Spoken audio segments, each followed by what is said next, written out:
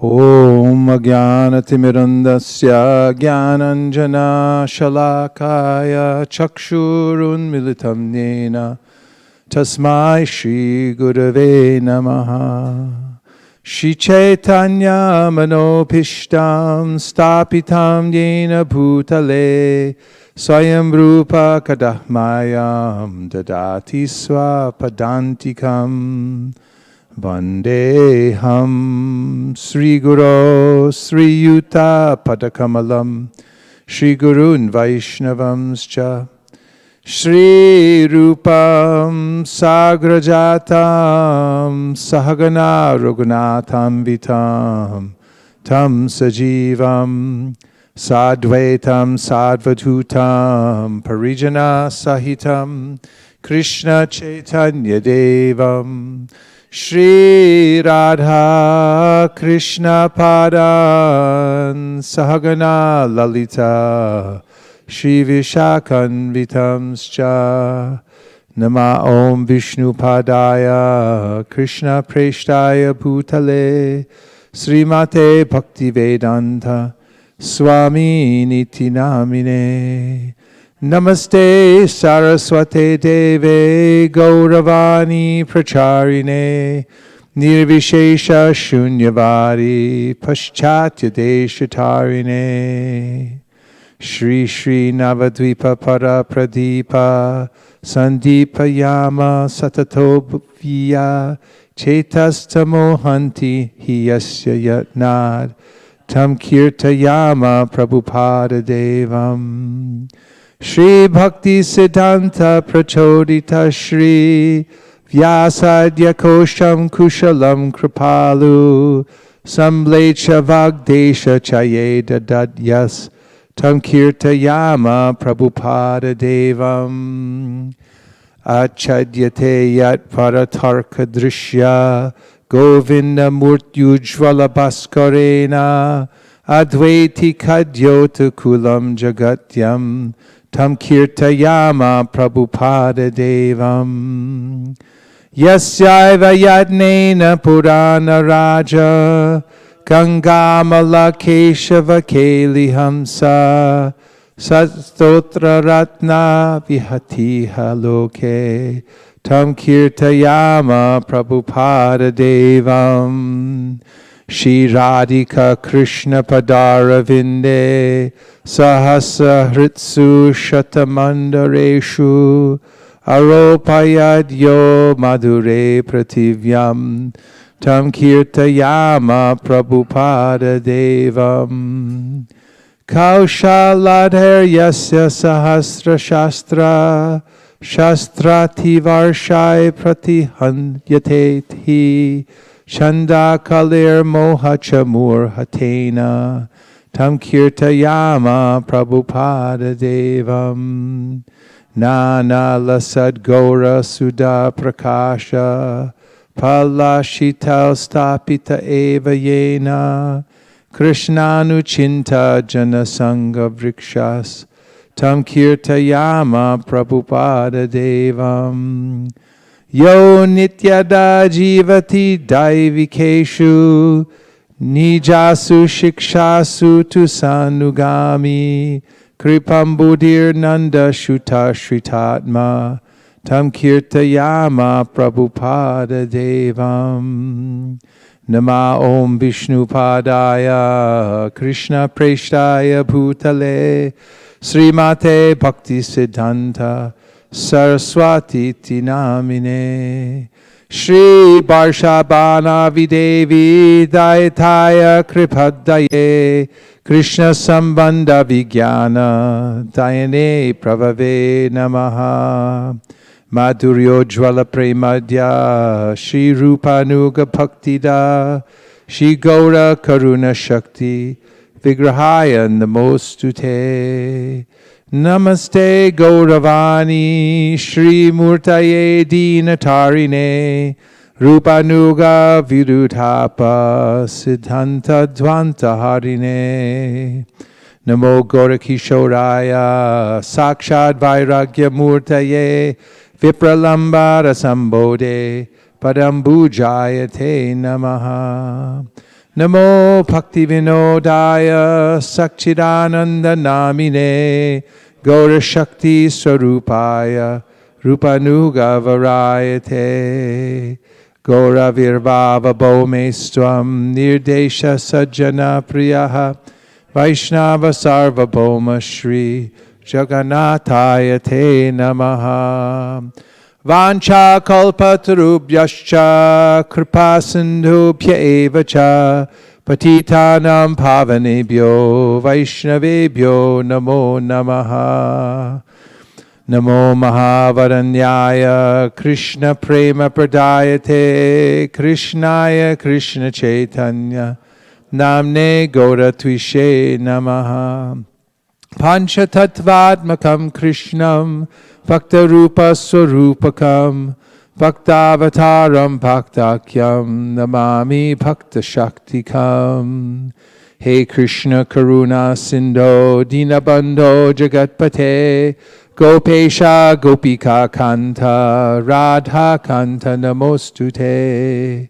Jayatam Surato Pangor Mama Manda Matirgati Matsarvasva Padambo Jao Radha Madana Mohano Divyad Vrindaranya Kalpadrumadha Srimad Ratna Gara Singhasanastav Srimad Radha Srila Govinda Deva Prishtali Bi Sevya Manu Smarami Shriman Rasarasaram Pi Vamshi Vatatatastitaha Karshan Venu Swanir Gopir Gopinatha Shriyestunaha Tapta Kanchana Gaurangi Radhe Vrindavaneshwari Vrishabhanu Sute Devi Pranamami Hari Priye Vrindayai Tulsi Devyai Priyayai Keshavasya Cha Vishnu Bhakti Prade Devi Satyavatyai Namo Namaha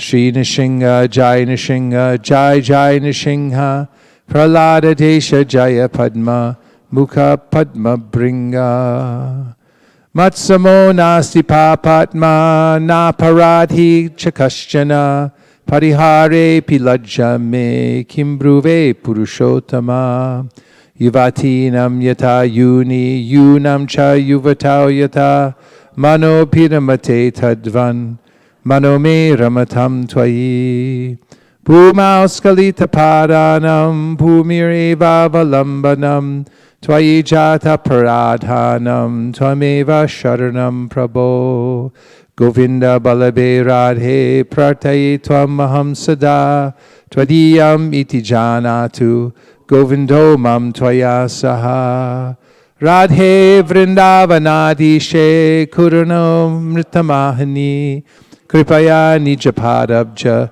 Dasyam Mayam Pradiyatam Bande Nandavardashrinam Padarenum Abhikshnashaha Yasam Hari Kato Gitam Punati Bhuvanatrayam Namashreshtam Manamapi Shachiputra Matra Sarupam Shri Rupam Tasya Gajam Aruparim Maturim Goshtavatim Radha Kundam Girivaramoho Radhika Madhavasham Prapto Yasa Pratita Kripaya Shri Gurum Tam Natosmi Adhadana Stridam Dante Idam Jache Puna Puna Shrimad Rupa Padambojo Rajo Hamsyam Bhave Bhave Hantaya Madhura Bala Haridasa Varyo Yad Rama Krishna Charana Sparasha Pramodaha Manam Tanoti Sahago Ganayostayo Yat Paniya Suyavasakandana Kanna Mulai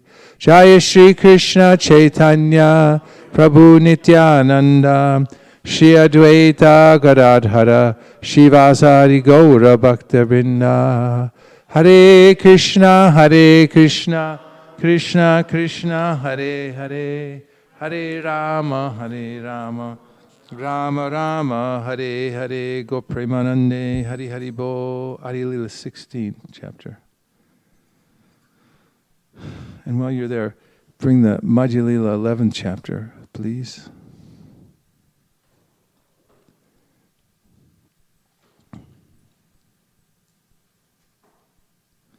Jai Jai Shri Chaitanya Jai Nityananda Jai Dvaita Chandra Jai Gaura Bhakta Brinda.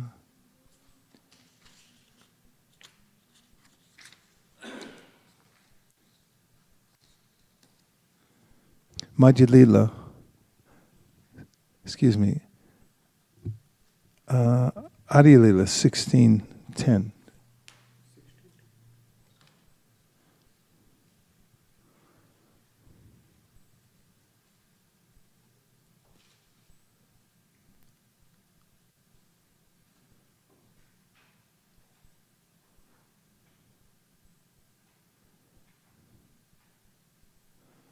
She deshe vipra nam mishra tapana. Nishchaya karite nare sadhya sadhana. She deshe, in that region of East Bengal, Vipra, a Brahmana, Nama, named Mishra Tapana, Tapana Mishra, Nishchaya karite, to ascertain, nare, not able.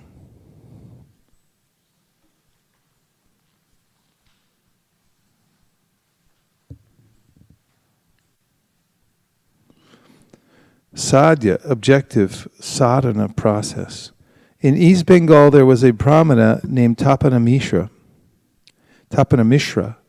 who could not ascertain the objective of life or how to attain it. Purport: one must first ascertain the object of life and then understand how to attain it. Now there you go. That's one sentence that everyone can take to heart and mold their life. There's a way in which, without examining one's life or making a plan, one can be swept away in any direction. And our attention can be taken away for 20 years or 2,000 years or 2 million years. Because the material nature is endlessly mutable, and as soon as I abandon my own plan for going back to Godhead, then I'm caught up by default in all kinds of other plans, which will be enforced by the laws of material nature. So one has to be a little skillful to cheat death before death cheats us. And you have to have a little jump on it. You have to have a jump on the game. And one of the most important aspects is to plan ahead, plan your life. So I'll read the sentence again. Srila Prabhupada writes, one must first ascertain the object of life and then understand how to attain it. And this is of utmost importance because people, according to the various modes of nature that they're affected by, consider various goals to be important. And until one comes to the point of accepting the highest goal of life, it's considered by the Shastras that one has wasted one's time. There are many inferior activities and goals that one can work towards. But none of those end in a permanent or blissful situation. Ariya Krishna Paramparam Tata. They're a lot of work. Krishna, you have to work hard to get them. So it may look like you're getting somewhere. But the Shastra says, unless it includes the ultimate goal of life, which is to attain Krishna's lotus feet, then it's some imagined liberation, and one will fall down from that situation because it won't satisfy us. So here, this is the story of Tapana Mishra. In East Bengal, there was a Brahmana named Tapana Mishra who could not ascertain the objective of life and how to attain it. Last night we were in Palo Alto. People there live a better standard of life than probably 99.9% of the population in the world. It's about as good as it gets on this planet. And if you stop people and ask them randomly what's their goal of life and how to ascertain the goal of life, have you ascertained the goal of life? What is the goal of life and how will you attain it? What do you think they'll say? Seriously, what do you think they'll say?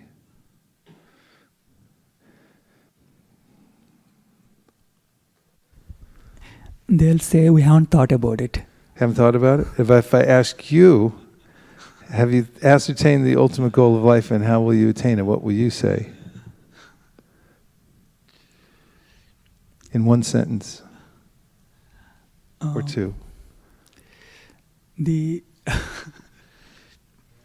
Prema Pumarto Mahan, the ultimate goal of life, Chaitanya Mahaprabhu said, is? ultimate goal of life is to attain love for Krishna, and the What's process the is practice? through chanting the holy names. Okay, that's pretty good. Yes?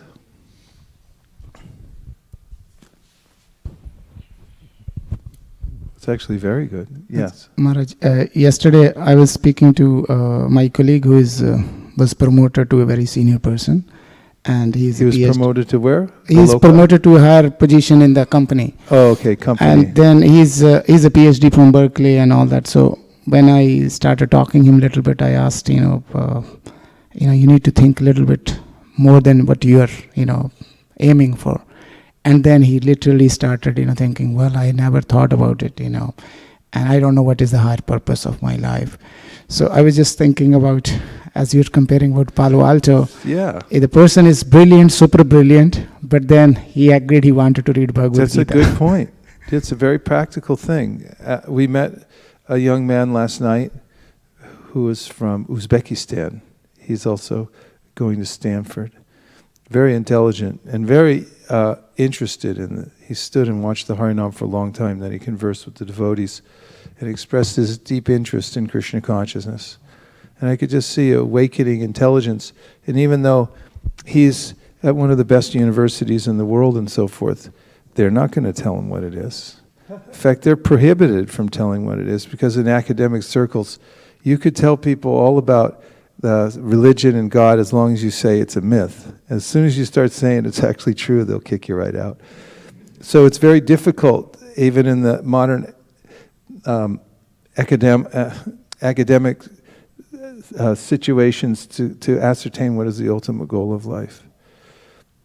People aren't also very regularly exposed to very high scriptures like the Bhagavad Gita and the Srimad Bhagavatam. They have a mishmash. There is a mishmash of writings about what is the ultimate goal of life and how to attain it. And oftentimes the conclusion is amorphous. It's very hard to tell what the ultimate goal is. And in the Gita, Krishna says, Klesha dikartaraste sham avyakta sakta chetasam. If your idea of the absolute is avyakta, it's not manifest, your enthusiasm won't be manifest either. You won't have that drive to actually try to attain the goal of life. Therefore, it's important to ascertain it. In the beginning of the Chaitanya Charitamrita, Kaviraj Goswami says, Siddhanta Balaya Chita Nakara Alash, Yahahoite Krishna Lagi Sudrid Manash. And that is that one should consider very carefully what is the ultimate goal of life. What is the Siddhanta? Siddhanta, what's the perfection? Is what you're studying, is what you're looking for, if anything at all, if you're not just being moved by necessity from day to day? Is it the ultimate? Is it the siddha, the siddhanta, the end of all perfection? Yeah. So he says, Siddhanta bolya chitta nakara alash. In considering what this is, don't be lazy. Don't be alash. Don't procrastinate. Take immediate action to find out what is the ultimate goal of life. It can be ascertained. It's not true that it can't be. There's a way in which in modern science there's this idea, which is a mistaken idea, that has evolved through the history of the divorce between religion and philosophy and science, that you can search for the absolute truth, but there is no absolute truth. That doesn't make any sense. That we're searching everywhere in the universe and doing all kinds of experiments, but if you bring up the absolute truth, they'll say there is no absolute truth. So why are you looking then? Who's crazy, you or us? So, Siddhanta Balaya Chitta Nakara Alash Iha Hoite Krishna Lagi Sudrid Manash. If you take the time to ascertain what is the goal of life, and you scientifically understand it, from the Shastra, from association, from hearing, and by experience. Then he says, Kaviraj Goswami, that your mind will become fixed. You'll become fixed on the goal. Then you can't be moved from your sadhana, your practice to attain the goal of life. So this is a story about a brahmana who didn't know what the goal of life was. How can that be? He's a brahmana. How can it be? Because there are many, many shastras. Krishna says in the Bhagavad Gita that there are so many Vedas, and all of them, he says, most of them are concerned with the three modes of material nature. And one may grow up learning Vedic knowledge. Some families are called Trivedi, right? Because how many Vedas do they know? 3 Vedas. Yeah, so they may know 3 Vedas, but Krishna says, Traigunya Vishaya Veda, Nistraigunya Bhavarjuna, Nirdvanvo Nityasatvasto, Niryoga Shema Atmavan. Mostly this is concerned with the 3 modes of material nature. And so many people study Vedas, Vedic mantras, but they don't know the conclusion of it. And Krishna says the conclusion in the Bhagavad Gita. Sarvasya chaham hridisani vishto matak smitir jnanam apohanam cha vedaishcha sarver ahameva vedo vedanta krit veda vedeva chaham. That I'm the goal of the Vedas. I'm the knower of the Vedas. So if one doesn't come to that conclusion, then shrama eva hi kevalam. Certainly everything you're doing is a big, huge waste of time. That kind of sobers the mind, doesn't it? Gives one permission to exclusively think about Supreme Personality of Godhead. Ramananda and then Shraddha, you had a point? Better be good. I forgot what I was going to say. All right, Shraddha, go ahead. He'll remember. Maharaj, I was just thinking in the context that you asked the question, what's the aim, what should be the aim in life? And then also you talked about the Harinam yesterday. So I was, we were actually talking about this in the morning. It's a shloka that we have to memorize for the Bhakti Vaibhav exam tomorrow. So the essence of that is that Sukdev Goswami says to Parikshit Maharaj that those who drink through oral reception, the nectarian pastimes of the Lord, they get cleansed of the polluted aim of life, which is material enjoyment. So I was just thinking that, that's what you guys, we do in the Harinam, that because we sing, then people who are walking by are drinking through their ears and they will get purified. Yeah, that's right. And they were drinking with their ears and their eyes yesterday too. We'll talk more about that later. One must first ascertain, look up the word ascertain, the object of life, and then understand how to attain it.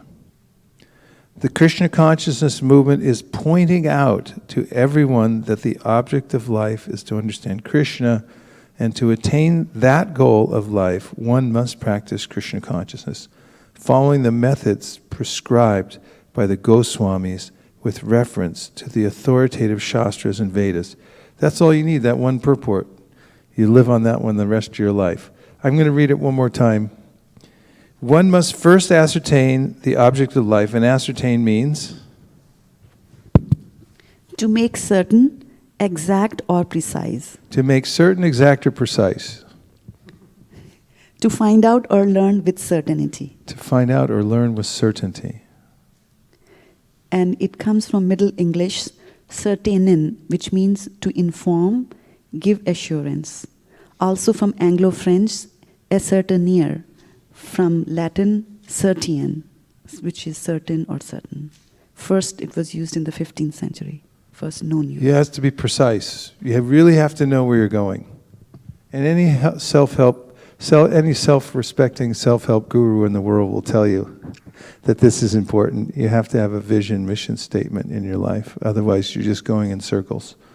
So, as Prabhupada points out in this purport, the Krishna consciousness movement is just suggesting that people learn this, they ascertain through the facility that is being offered by Krishna, through the parampara, what the goal of life is, and fix themselves on that. And then they will have some traction in life. So here we're hearing about Tapana Mishra, who's a Brahmana, who didn't know what it was, even after growing up in a Brahmana family. One must first ascertain the object of life and then understand how to attain it.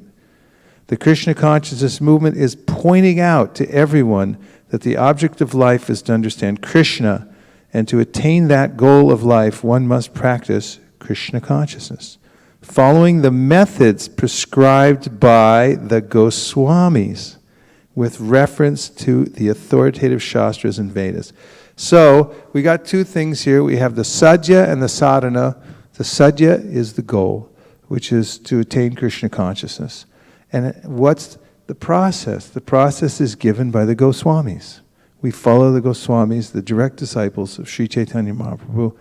And for that purpose of guiding, for the purpose of guiding us, they've given many Shastras, including the Bhakti Rasamrita Sindhu. We can study that book and understand what is the process of devotional service. We can also understand through the histories of the lives of these devotees. They're not extensive, but they're extensive enough for us to understand the exalted nature of these devotees. When we hear from Srinivasa Acharya, who wrote his Goswami Ashtakam, Shad Goswami Ashtakam, describing the character and the lives of these devotees, and we can hear their exchanges with Sri Chaitanya Mahaprabhu throughout the Shastras, especially the Chaitanya Charitamrita, we can develop faith in them. The seminar we heard from Radhika Raman 2 years ago, especially about Jiva Goswami, was particularly helpful in that way. To hear about how Jiva Goswami excelled in all aspects of not only scholarship, but also his way of dealing with the material energy. He was the one who started, apparently, the whole process of writing and leaving a will behind. That nowadays we take it for granted. It's part of the legal system. He started that in order to preserve the legacy of the Goswami temples, which he did. And in all aspects of his life, teaching and scholarship and ordinary dealings, legal efforts, and his own personal practice, he was exemplary. So these Goswamis of Vrindavan, we should have faith in. You have to have faith somewhere. Somewhere you have to put your faith and say, I'm going to follow here. And then put your heart into it. And you may find some discrepancy at first here or there, but you have to ascertain that here's a person to follow. Follow the acharyas, and then give your life and soul to that sadhana, that practice that they've recommended. And one will come to the point of perfection. Text 11, if one becomes a bookworm, reading many books and scriptures, and hearing many commentaries and the instructions of many men, this will produce doubt within his heart. One cannot, in this way, ascertain the real goal of life. Purport in Srimad Bhagavatam 7.13.8, it is said, Grantan naiva bayas bhyased bahun na vakyam upayunjita. One should not read many books, nor should one try to make a profession of reciting many books, especially if one is a devotee. One must give up the ambition to be a learned scholar and in this way earn a worldly reputation and financial facilities. If one diverts his attention to studying many books, he cannot fix his mind in devotional service, nor can he understand many scriptures, for they are full of grave statements and meanings. In this connection, Srila Bhaktisiddhanta Saraswati Thakur gives his opinion that those who are attracted to studying many kinds of literature concerning various subject matters, especially fruitive activities and philosophical speculation, are deprived of unalloyed devotional service because of their splayed attention. Because of what? Man has a general tendency toward fruitive activities, religious, ritualistic ceremonies, and philosophical speculation. Where did that also come up, that point, about how people have a natural tendency toward fruitive activity, mental speculation? Who brought that up in the beginning of the Bhagavatam? Narada Muni brought it up. To Srila Vyasadeva. Because Srila Vyasadeva wrote many Vedic literatures, and can I see it? In the course of finishing all of those books, he was morose, wasn't satisfied. And he asked his guru, why? Why am I not satisfied? His guru could understand the situation properly and said, because you haven't actually given the essential point, the siddhanta that everybody needs to have. You haven't been precise about it. You've given so many paths to accommodate people who have material desires. He said people just take advantage of it. They won't. Although great sage, now Sri Narada said, you have not actually broadcast the sublime and spotless glories of the personality of Godhead. That's 158. That philosophy, which does not satisfy the transcendental senses of the Lord, is considered worthless. Now we're getting somewhere as far as the Siddhanta goes, right? How to ascertain. Then he says, although great sage, you have very broadly described the four principles, beginning with religious performances, you have not described the glories of the Supreme Personality of Vasudeva. Those words which do not describe the glories of the Lord, who alone can sanctify the atmosphere of the whole world, are considered by saintly persons to be like unto a place of pilgrimage for crows. Since the all-perfect persons are inhabitants of the transcendental abode, they do not derive any pleasure there. This is a very heavy scripture, not just in import, but also just to hold in my hand. It must weigh about 20 pounds. On the other hand, that literature, which is full of descriptions of the transcendental glories of the name, fame, forms, pastimes, etc., of the unlimited Supreme Lord, is a different creation, full of transcendental words directed toward bringing about a revolution in the impious lives of this world's misdirected civilization. Such transcendental literatures, even though imperfectly composed, are heard, sung, and accepted by purified men who are thoroughly honest. That's something to consider. So, man has a general tendency toward fruitive activities, religious, ritualistic ceremonies, and philosophical speculation. A living entity thus bewildered since time immemorial does not understand the real goal of life, and thus his activities in life are wasted. Innocent persons misled in this way are deprived of unalloyed Krishna bhakti. What are they deprived of? But not just Krishna bhakti. Unalloyed Krishna bhakti. Devotional service to the Lord. Tapada Mishra is a vivid example of such a person. He was a learned scholar, but he could not ascertain what the goal of life is. Therefore, he was given a chance to hear Lord Chaitanya Mahaprabhu instructing Sanatana Goswami. Lord Chaitanya's instruction to Tapada Mishra is especially significant for persons who loiter here and there, collecting books and reading none of them, thus becoming bewildered regarding the aim of life. That's right to the point, isn't it? It's so easy to enter into a process and then stay on the periphery because of splayed intelligence. And there are many, many books, especially nowadays, just in a practical way, there are many devotional books that one can collect. As Shivaram Swami mentions in one of his writings, he said that these scriptures, however well or poorly they're translated and presented, are available in the cloth market in Vrindavan, Loy Bazaar. Anyone can go pick these books up. Who knows how well they've been presented and who's presented them and so forth. And you can just collect them and pile them up and never actually read them. But somebody who takes seriously the Bhagavad Gita, takes it seriously as the intelligence of the Lord, how would you like to enter into the mind of Krishna? Seriously, I'm asking. It's not rhetorical. No, I was saying, how would you like it? You'd like it fine, right? So there it is. It's available. The mind of Krishna. You can enter into his very intellect and hear how he thinks and what his philosophy in life is. Wouldn't that be nice? Yes. And yet the Bhagavad Gita simply sits there. Nobody reads Bhagavad Gita. You ask people after 20 years, how many times you read the Bhagavad Gita? Say, maybe once. And then I put it down. But if one enters into these books, just one book, what to speak of Bhagavad Gita, Nectar Devotion, Sri Chaitanya Charitamrita, Srimad Bhagavatam, etc. Burijan Prabhu has been studying intensely the Bhagavatam for the last 20 years, and he's barely scratched the surface. Barely. So this idea of collecting many books and then thinking, oh, I'm a great scholar, I have so many books, and then maybe quoting from here and there, something that you read off the internet.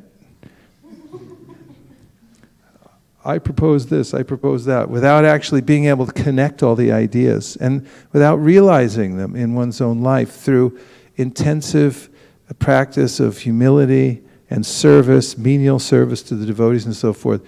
Practically it's useless, and one can remain morose throughout one's life by such a practice. So Sri Chaitanya Mahaprabhu is recommending that one actually become practical. Sri Dayananda Maharaj was telling me how Prabhupada, he didn't live in a sentimental zone. When he would come in and offer obeisances, Prabhupada would be telling him his next orders before his head would come off the floor. He was not demonstrative as far as when it came to expressing external sentiments. His demonstration was that of practical service, forward progress in the pushing on the Sankirtan movement, and hearing and chanting and the association of devotees in the authorized Vedic scriptures. Very practical. The same mood as Sri Chaitanya Mahaprabhu. Now here comes Tapana Mishra, the great soul. And he says that Lord Chaitanya's instruction to Tapana Mishra is especially significant for persons who loiter here and there collecting books and reading none of them, thus becoming bewildered regarding the aim of life. That's funny, you got to admit, collecting all kinds of books and reading none of them. And that can definitely be applied these days. 12. Tapana Mishra, being thus bewildered, was directed by a Brahmana in a dream to go to Nimai Pandit, Chaitanya Mahaprabhu. Because he is the Lord, the Brahmana told him, undoubtedly he can give you proper direction. After seeing the dream, Tapana Mishra came to the shelter of Lord Chaitanya's lotus feet, and he described all the details of the dream to the Lord. The Lord, being satisfied, instructed him about the object of life and the process for attaining it. He instructed him that the basic principle of success is to chant the holy name of the Lord, the Hare Krishna Mahamantra. I'm going to read the Bengali because this verse is so nice. Just take this one home in your pocket, and the mind wants to go here or there, go to the cloth market of Vrindavan. All I need is 10 more books, and then I'll become Krishna conscious. You don't need it. You need the Maha Mantra. I need to have full focus on what I have right now. One mantra. If I can do one mantra with actual sincerity, then I'll have attained the goal. So don't go here and there, mind. Stay here with what I have now and take full advantage of what I have right here in front of me. Bhagavad Gita, Srimad Bhagavatam, the holy name. Bas. Prabhu tushta hoy sadho sadhana kahila. Nam Shankirtan koro upadesh koila. Prabhu, the Lord, tushta, satisfied, hoy, becoming sadha sadhana, the object and the process. You got to have that. Kahila, described. Nam Shankirtan. What is that? What is it? Absolutely correct. It's chanting of the Hare Krishna Maha Mantra, just as it's been passed down. You don't have to change it. You don't have to chant anything else. You don't have to do anything else. You just have to take what's actually been given by the Acharya system, passed down to us. Then you can attain it. It's simple. It may not be easy, but it's simple.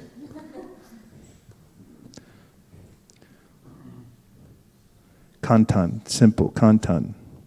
Dan kantan ni narimasu. And if you keep practicing, then gradually it becomes more simple. Kara, Practice. And practice how much? A lot.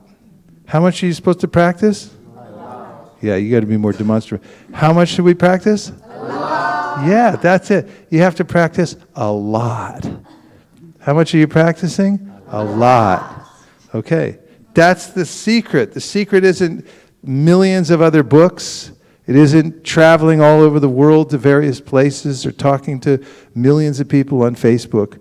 The process is kantan. It's simple. It means take advantage of what you have right now and go deeply within it. You don't need to take permission from millions of other people. It's here in the Shastra. Chaitanya Mahaprabhu has made it very clear. What is it? Chanting Hare Krishna. So, Sankirtan, the chanting of the Hare Krishna Maha Mantra, Karo practice, Upadesh Koila, he gave him the instruction. Lucky for us, because we're getting it too. The Lord, being satisfied, instructed him about the object of life and the process for attaining it. Those are the two things you got to have. He instructed him that the basic principle of success is to chant the holy name of the Lord, the Hare Krishna Maha Mantra. There it is. It's in black and white. It's so clear and easy. Purport. The Krishna consciousness movement is based on this instruction of Lord Chaitanya Mahaprabhu that one must chant the Hare Krishna Maha Mantra regularly and according to the prescribed principles. We simply ask our Western students to chant at least 16 rounds a day, but sometimes we find that they fail to chant even these 16 rounds, and instead they bring many austere books and a worshiping method that diverts their attention in so many ways. Sri Chaitanya Mahaprabhu's cult is based upon the chanting of the Hare Krishna mantra. Lord Chaitanya first advised Tapana Mishra to fix his mind on this chanting. We, the members of the Krishna consciousness movement, must strictly follow this advice of Chaitanya Mahaprabhu. And Prabhupada's with us. He's so encouraging that he says, we, the members of the Krishna consciousness movement, we get to go along with him. It's like, I'm in the Krishna consciousness movement, so I'm with Prabhupada. And he has the formula. 16, Tapana Mishra desired to live with the Lord in Navadvip, but the Lord asked him to go to Varanasi, Benares. The Lord assured Tapana Mishra that they would meet again at Varanasi. Receiving this order, Tapana Mishra went there. I cannot understand the inconceivable pastimes of Lord Chaitanya Mahaprabhu, for although Tapana Mishra wanted to live with him in Navadvip, the Lord advised him to go to Varanasi. Purport, when Tapana Mishra met him, Chaitanya Mahaprabhu was living in household life, and there was no indication that in the future he would accept the sannyasa order. But by asking Tapana Mishra to go to Varanasi, he indicated that in the future he would accept sannyas, and that when he would teach Sanatana Goswami, Tapana Mishra would take advantage of the opportunity to learn the object of life and the real process for attaining it. This is one of the great and beautiful mysteries of spiritual life, that as soon as one gives oneself to the process, heart and soul, then Krishna starts to unfold his plan in one's life. It's also instructive that Tapana Mishra was submissive to Chaitanya Mahaprabhu, even though he didn't completely understand why he had to go to Varanasi. He wanted to live with the Lord in Navadvip. The Lord instructed him for his ultimate good. This we also saw when Chaitanya Mahaprabhu was at Kurma Kshetra. Kurma Brahma said, I want to go with you. And Mahaprabhu said, stay here and chant. And the Lord has a clear idea of what the plan is, what his plan is for each living entity. And when I surrender to the plan of Krishna, then my life becomes easy and sublime.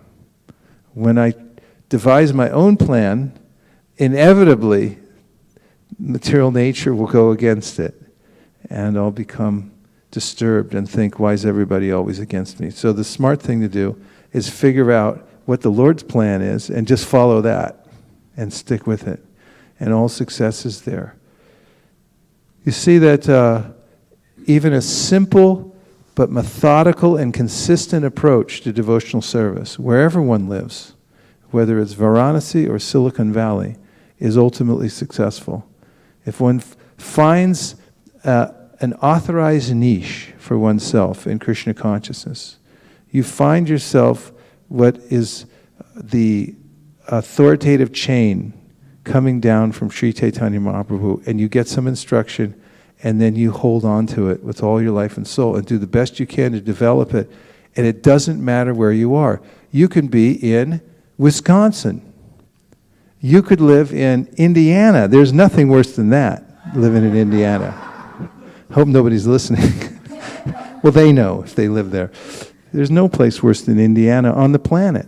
And except for maybe, no, I won't mention any more names. But if you are in Indiana and you take this instruction and you follow the servant of the servant of the servant who gives you some indication this will be best for you to follow in this way, and you simply carry out that instruction throughout your life, you will become a great soul. And no matter where you are, who you are, where you come from, it's a very simple thing. It has to do with consistency and integrity. So such a nice story about Tapana Mishra, a Brahmana who was bewildered about the goal of life. He had access to all kinds of information, but he was not satisfied and he was aimless. And then, because he was a sincere person, he got some direction. A Brahmana came to him in a dream and told him, you just go meet Sri Chaitanya Mahaprabhu. And Sri Chaitanya Mahaprabhu happened to just be traveling at that time, Nimai Pandit, in East Bengal. And he went there and surrendered to him, and Chaitanya Mahaprabhu told him definitively, directly, authoritatively, it comes out in the voice when somebody knows what they're saying, that this is what you should do. And he took it, and therefore he became an eternally blessed person and entered into the eternal pastimes of Lord Chaitanya Mahaprabhu, who incidentally, as we know, later on took sannyas, went to Varanasi, and there Tapana Mishra had front row seats for the big event where Chaitanya Mahaprabhu defeated Prakashananda Saraswati and all of the Mayavadi sannyasis. What could be better than that? Somebody's ready to add something, please. Maharaj, can you just elaborate a little bit on integrity? You said consistency and integrity. I just wanted to... Integrity, yes. Integrity comes from the word integer, which means a whole number. Not a half number, but a whole number. And it means you have to be whole. And to be whole, you have to be true to yourself, true to your vows. And not, don't cheat yourself. Don't drink water underwater on a fast day. And people are fasting, I'm dry fasting. And then they go to the river and they go underneath and they go glunk, glunk, glunk, glunk, glunk. And then they think, I'm cool because I'm fasting. This diminishes one's integrity. And the thing is that it's an internal process. Potency comes from being honestly engaged according to one's ability. You don't have to act better than you are. All you have to do is sincerely do what you can now. And you'll be respected by everybody for having the integrity to follow your particular path according to your qualification. I didn't like the way that sounded, follow your particular path. Follow the path of Krishna consciousness according to your capacity. Sway sway adhikariya nishta saguna parikirtita. Krishna says, 11th canto, to Uddhava, sway sway adhikari. Everyone has a certain qualification. And if you follow that, sway sway adhikariya nishta saguna parikirtina, it's a good quality. It's good. This is integrity. To do what you can with what you have now sincerely. And then you will advance. You'll become famous. The maidservant, who is considered to be a non-entity in society, at Srivas Pandit's house, whose name was Duki. She was in the background, just doing all the grunt work, doing all the menial kinds of stuff. Nobody thought, here's a great devotee.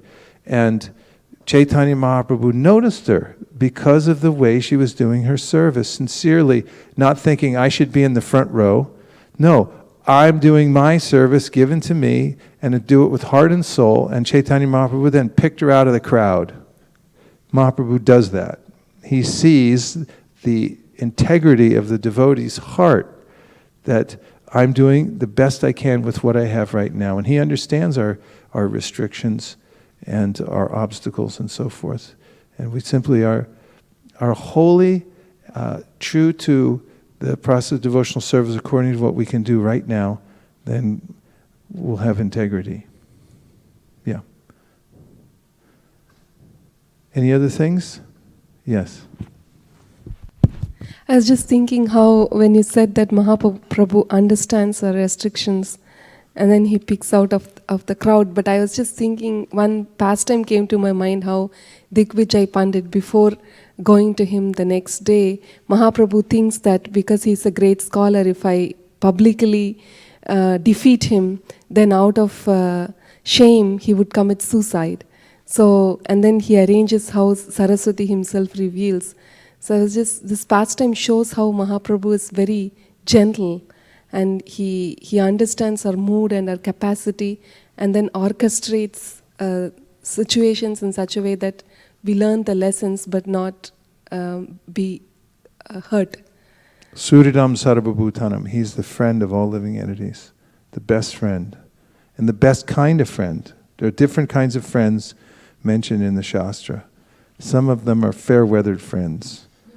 A lot of friends, you go to the Rite Aid and you buy something and they'll say, "Hi, how are you?" And they're saying, "I'm fine, how are you?"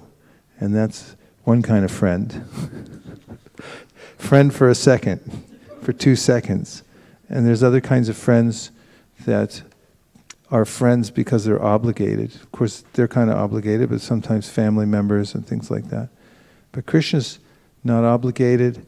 It's just out of love. He keeps us maintained and gives us full facility, even full facility to do the wrong thing, because he gives us free will. But he's always there as our well-wisher and eager to help us advance in devotional life. What to speak of Sri Chaitanya Mahaprabhu? Because it's described how there are many different kinds of manifestations. The Lord comes in different ways, different moods at different times. But everybody says, when Chaitanya Mahaprabhu comes, this is the one that you want to surrender to, Chaitanya Mahaprabhu, because he's so merciful. He's not only our best friend, but he also discounts any kind of shortcoming that one might have and gives his full mercy to the living entities. And we're going to hear more about that in a few minutes. Thank you for bringing that up. That was very nice. Any other points? Yes. Our Hare Krishna Maharaj. Kirtaniya. Yeah. Trying, we are all. Maharaj, yeah, when you said about Tapan Mishra being bewildered about after getting so many books and not able to understand the actual meaning or the goal, then I was reminded of the sages in Naimisharanya, because when they approach Sutta Goswami, they say, Bhurini Bhuri Karmani Shrotavyani Vibhagasha. So that shlok came to my mind. Bhurini Bhuri Karmani Shrotavyani Vibhagasha. Yeah, there are many scriptures. We got the first canto. There are many, many scriptures that all have their various ideas, but you have, go ahead, I'm usurping your point. You please keep going. No, I was just completing the shlok. So, sadho atra yat saram samudritam nishaya. So, what is the essence of this? Just take it out and tell us the essence. Good point. Very good point. This is first canto, first chapter, 11th verse. Bhurini bhuri karmani shotavyani vibhagashaha atasadho trayat saram samudritya manishaya bruhi bhadraya bhutanam inatma suprasidati. There are many varieties of scriptures, and in all of them there are many prescribed duties which can be learned only after many years of study in their various divisions. Therefore, O sage, please select the essence of all these scriptures and explain it for the good of all living beings, that by such instruction their hearts may be fully satisfied. You want to hear the purport? Yes. But only a little bit? Okay. Atma, or self, is distinguished from matter and material elements. It is not spiritual in constitution, and thus it is never satisfied by any amount of material planning. All scriptures and spiritual instructions are meant for the satisfaction of this self, or Atma. There are many varieties of approaches which are recommended for different types of living beings in different times and at different places. Consequently, the numbers of revealed scriptures are innumerable. There are different methods and prescribed duties recommended in these various scriptures. Taking into consideration the fallen condition of the people in general in this age of Kali, the sages of Naimisaranya suggested that Sri Sutta Goswami relate the essence of all such scriptures, because in this age it is not possible for the fallen souls to understand and undergo all the lessons of all these various scriptures in the Varna and Ashram system. The Varna and Ashram society was considered to be the best institution for lifting the human being to the spiritual platform, but due to Kali Yuga, it is not possible to execute the rules and regulations of these institutions, nor is it possible for the people in general to completely sever relations with their families as the Varnashram institution prescribes. The whole atmosphere is surcharged with opposition. And considering this, one can see that spiritual emancipation for the common man in this age is very difficult. The reason the sages presented this matter to Sri Sutta Goswami is explained in the following verses.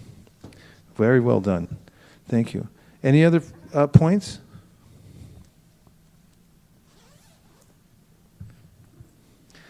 Good, then we'll move on.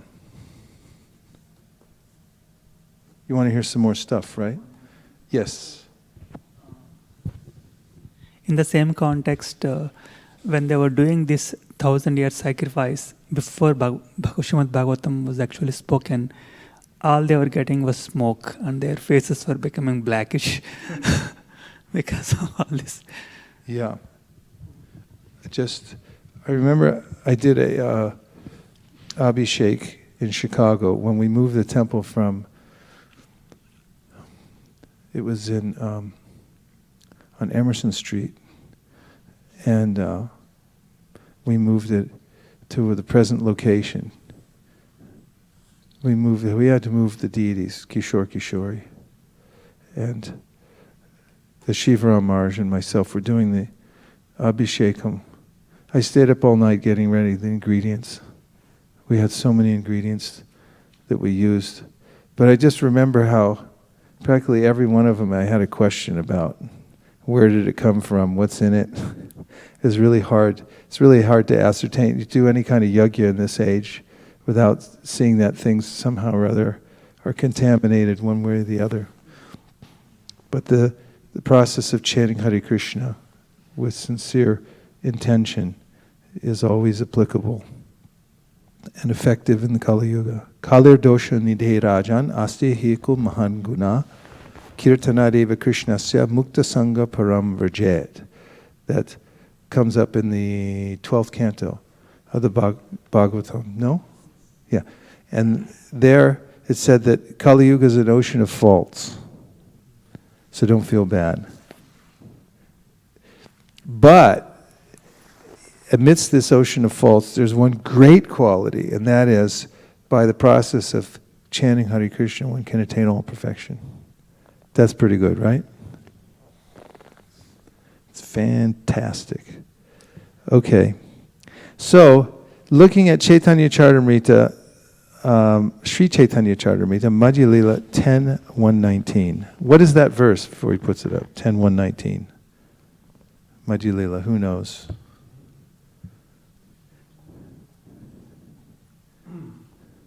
Okay, go ahead and put it up. Don't leave us in suspense for too long. We might have a revolt out here.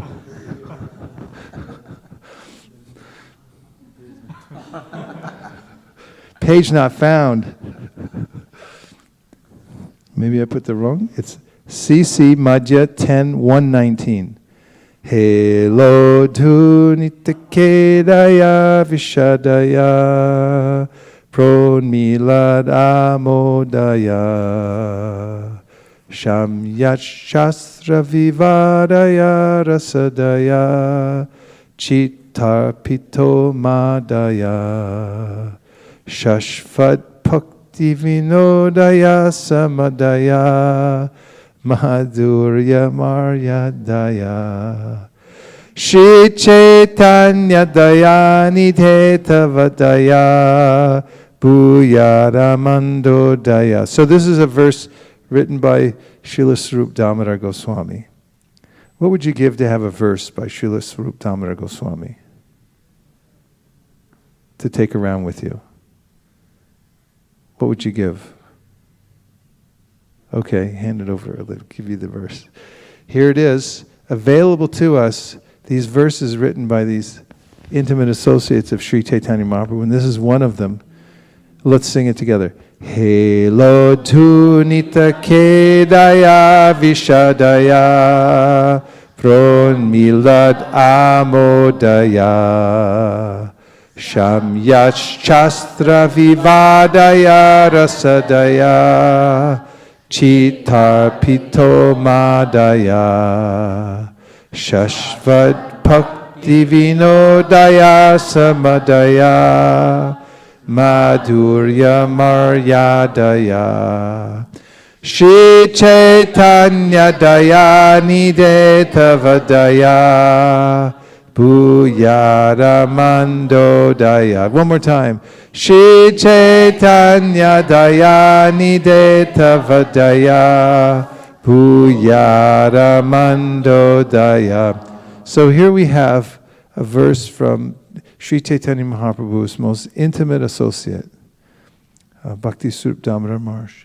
And here we find the qualities of Chaitanya Mahaprabhu glorified. So Hela means very easily, Udunita. Udunita. Udunita means driven away. Kedaya, lamentation. Very easily lamentation is driven away. Vishadaya, which purifies everything. Pronmilat, awakening. Amodaya, transcendental bliss. Shamyat, mitigating. Shastra, of revealed scriptures. Vivadaya, disagreements. Rasadaya, distributing all transcendental mellows. Chitta, in the heart. Arpita, fixed. Unmadaya, jubilation. Shashvat, always. Bhakti, devotional service. Vinodaya, stimulating. Please repeat. Samadaya, full of ecstasy. Madhurya, of conjugal love. Maryadaya, the limit. Shri Chaitanya, O Lord Chaitanya, Mahaprabhu, Dayanide, ocean of mercy. Tava, your Daya, mercy. Bhuyat, let it be. Amanda, of good fortune. Udaya, in which there is awakening. Here's the translation. You can read it together. O ocean of mercy, Sri Chaitanya Mahaprabhu, let there be an awakening of your auspicious mercy, which easily drives away all kinds of material lamentation by making everything pure and blissful. Indeed, your mercy awakens transcendental bliss and covers all material pleasures. By your auspicious mercy, quarrels and disagreements arising among different scriptures are vanquished. Your auspicious mercy pours forth transcendental mellows and thus causes the heart to jubilate.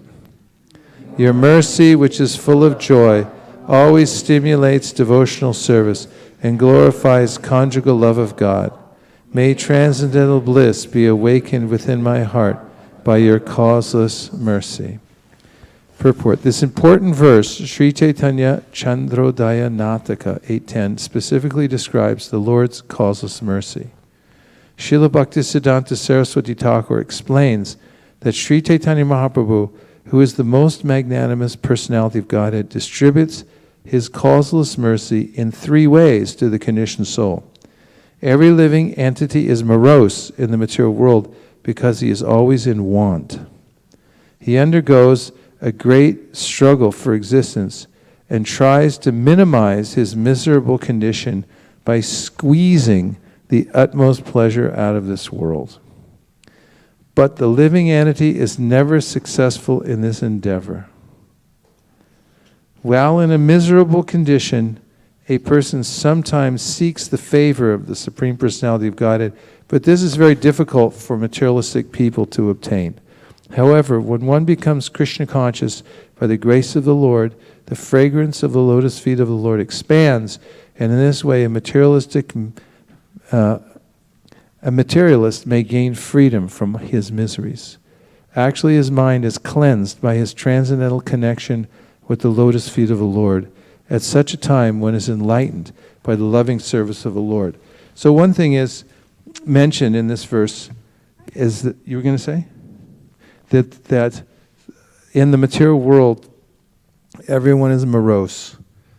And this is the nature of the material world and our interaction with it. We can never be satisfied.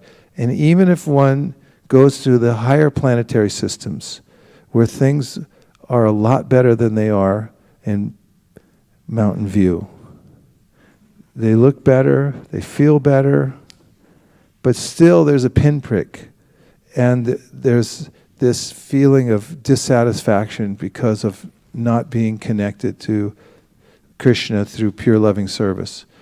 So there's nowhere in the material world that one can actually be happy and satisfied. Agree or disagree?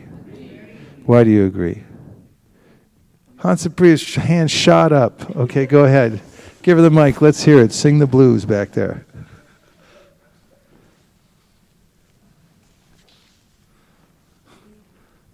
It is more about blues.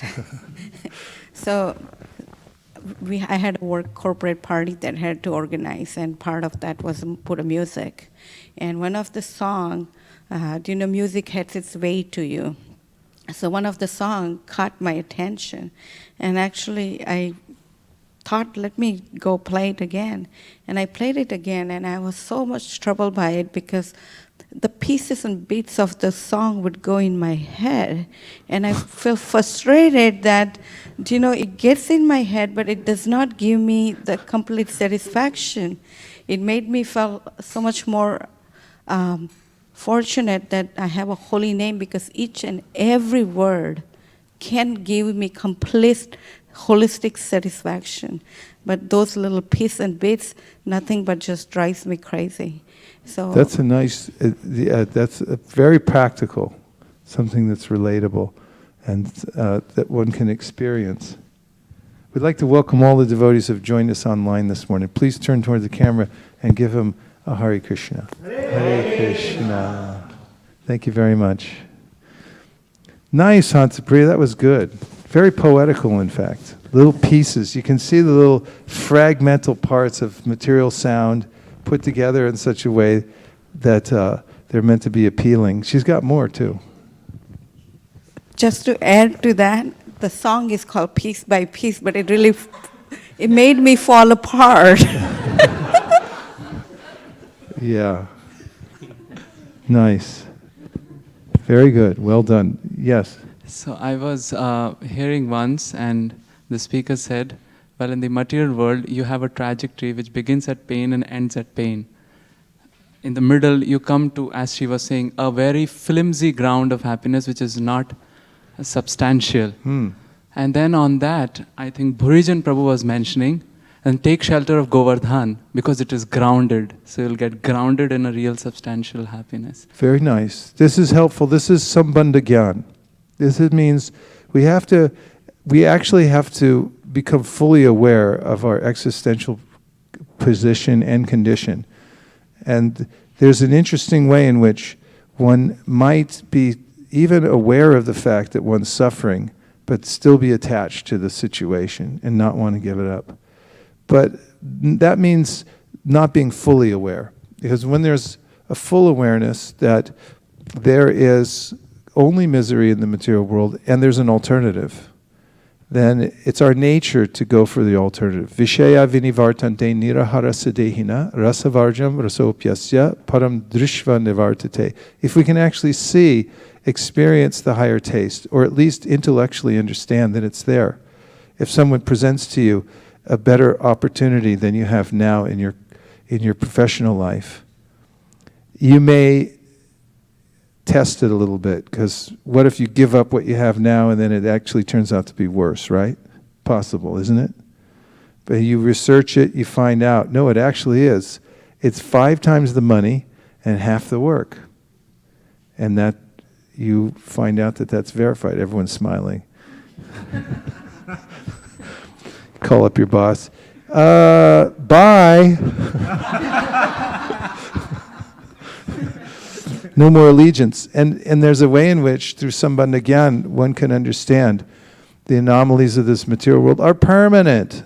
There's no solution to them. There's no adjustment that's going to make us happy, despite the advertisement that says eternal. What was this shop last night? We went by. It says forever flawless. Forever flawless. She gave me a little packet too to take home. I looked at the ingredients and it looked pretty bad. There was stuff I couldn't pronounce. Never put stuff on your skin that you can't pronounce.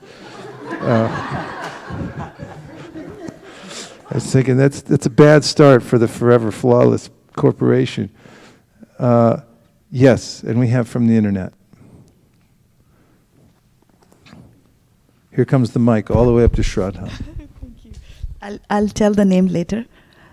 When you introduced this verse several years back, I fell in love with this. This is the Helo Dhani. As Daya or mercy is my only hope.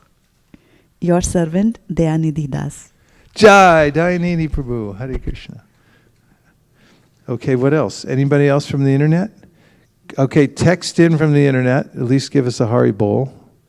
And if you're on the phone, then click in and speak up, because we'd like to hear from you. It widens the experience. Any other thoughts so far? Yes. When you were telling about that Tapan Mishra's thing about chanting, where Chaitanya Mahaprabhu says that the success is chanting, I was just thinking of in Antya Leela, in the chapter of Glories of Haridas Thakur, Bhrigupati Prabhu once told me that actually. He told there's a verse 3.100 actually. In that he says that how Haridas Thakur used to chant 300,000 times the name daily. And in the purport, Prabhupada writes, they're saying that the secret of success in our spiritual life is to chant the Hare Krishna. Just read it. And when you do, hold that microphone till it's actually touching your chin. Yeah.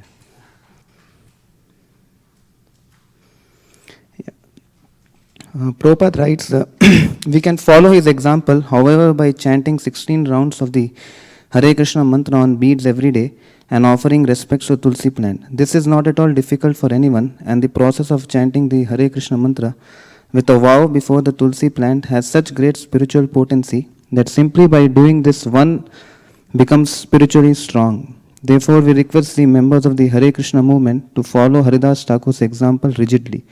So, Bhrigupati Prabhu was just saying this, and he was just emphasizing the word rigidly actually. He was saying that how if you just do this simple process of chanting in front of the Tulsi, you will gain a lot of spiritual strength, he was saying. Yes. Strictly follow the simple path. Strictly follow the simple path. Is that Vrindavan? Welcome back. Let's welcome Vrindavan back.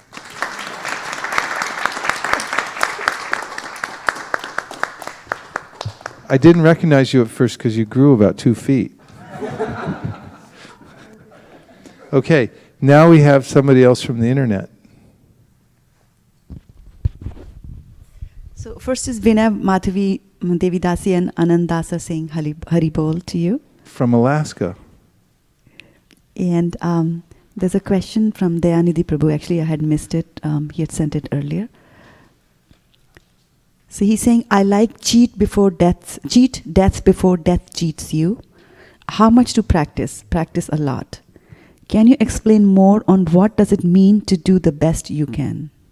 Your servant, Dayanidhi Das. What does it mean to do the best that you can? Well, it means that from moment to moment, or let's start from day to day, and then moment to moment, we'll have decisions to make. And most of the time, it's a struggle to make the right choice because of the force of contaminated consciousness from previous samskars, which may dictate to me that I do the wrong thing. And this comes up in the Bhagavad Gita. In the 3rd chapter of the Gita, Arjuna wants to know, what is it that forces me to do the wrong thing? And then Krishna answers, Kama esha krodha esha rajoguna samudbhava mahashano mahapatma vidyayanam ihavarinam. It is because it's lust. Is this some kind of a force in the universe, like the blob? There was a movie about this blob that would come after people and just devour them. So lust is like that, and it's born from contact with the 3 modes for the lower modes of nature, especially Rajoguna. And in the prosecution of devotional service, from moment to moment, one has to try to help oneself by taking shelter of Krishna's instructions in the Bhagavad Gita.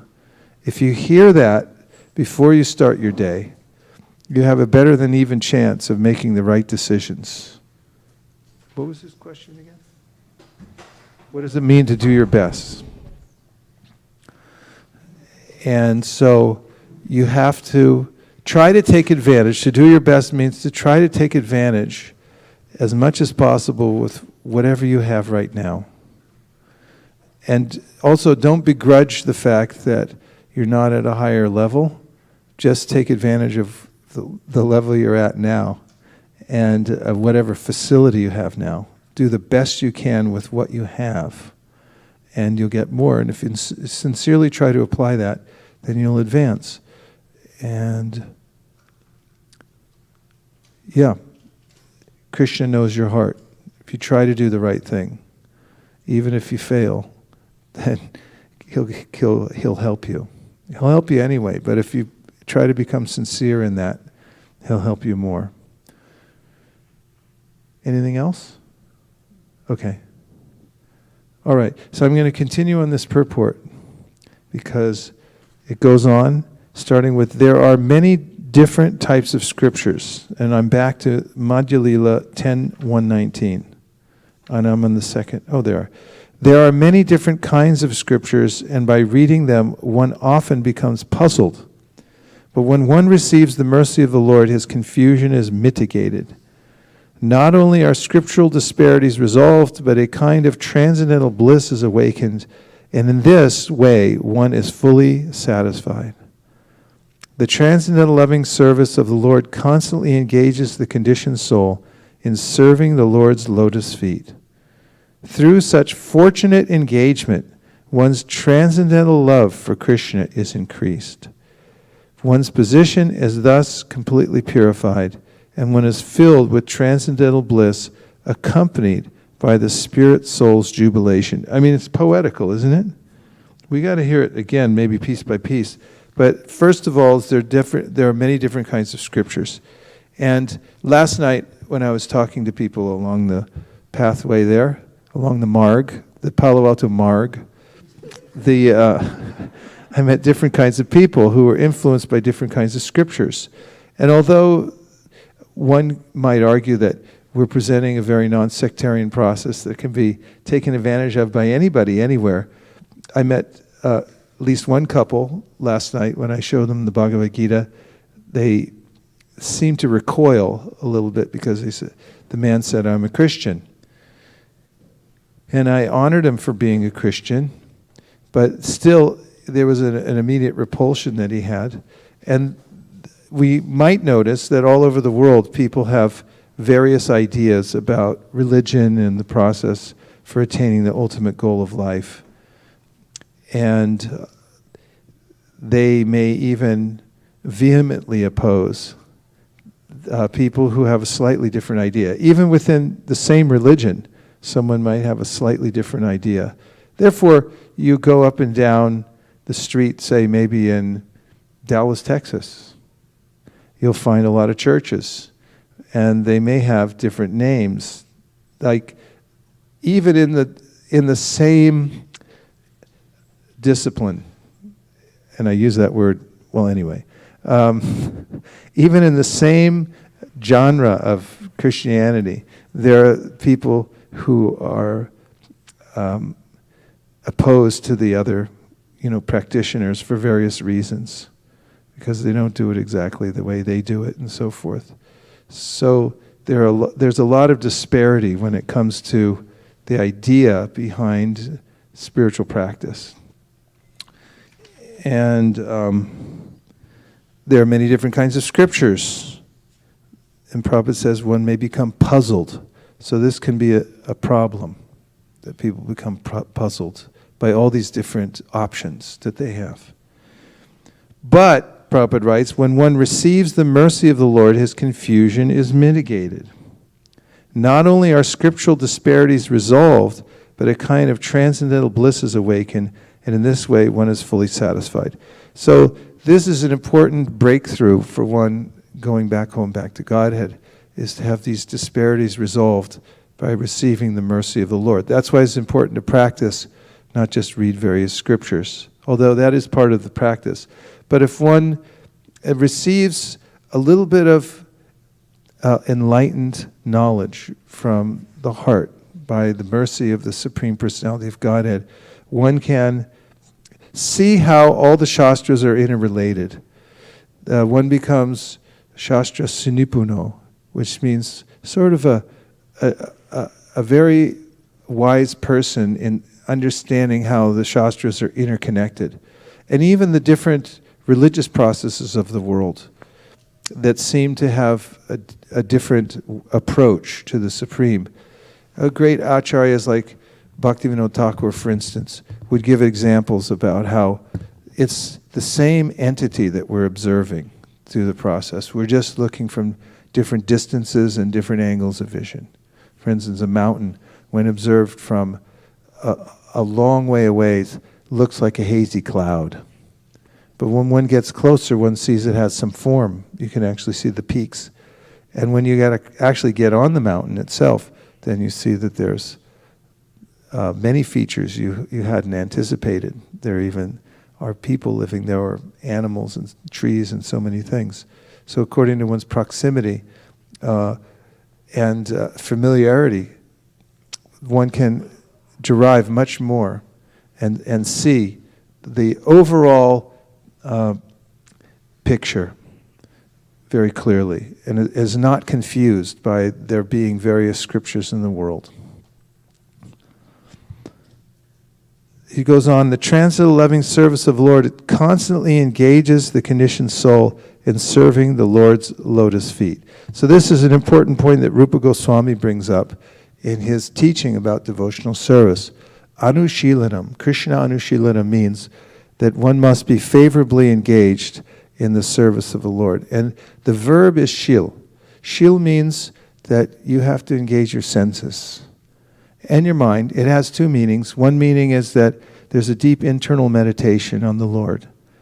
But there's also an engagement of the senses.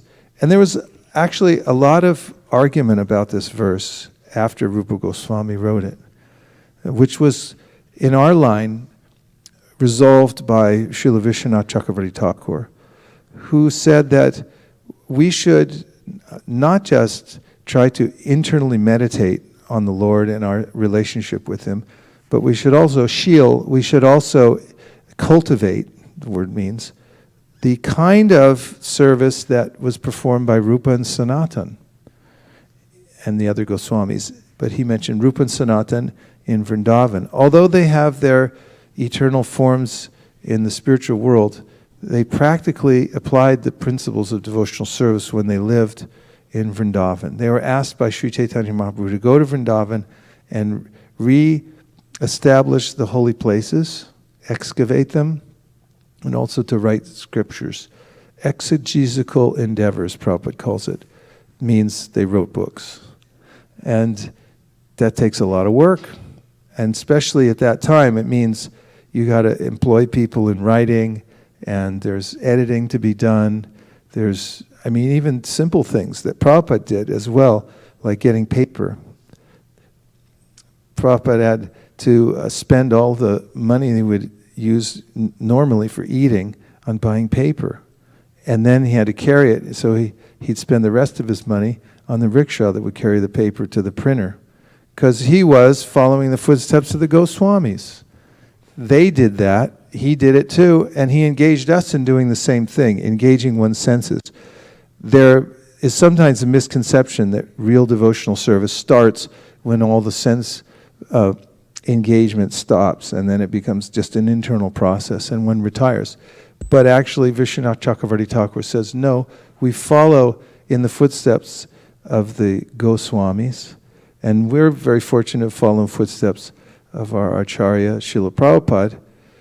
The last thing he stopped, other than his breath, was his translation of the Srimad Bhagavatam. And think about that as an example for us. Say, when do you stop?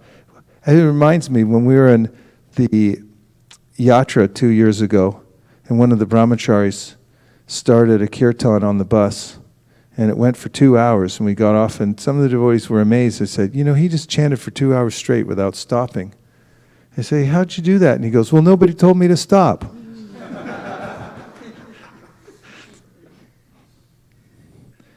So there's practical engagement, and we saw it last night when we were at this mini festival we had, that devotees were all over the place and they're engaged. Their senses were engaged in devotional service. Did you notice we had 2 tables? There was one big table. The table's gotten bigger, which is really nice. And we're turning into the Walmart of Hare Krishna sales here in the Bay Area. And then there was a small table over in the corner. We found in experimenting at Rath Yatras, the more tables you put up, the more books you sell. Some people had a theory that you'll cannibalize, and if you put up more tables, then they'll just cancel out the other ones. But we found that the more you show, the more you sell. The more you put it out there, the more people will take it. But it takes a lot of endeavor. Just setting up that festival last night is just unimaginable how much work went into it.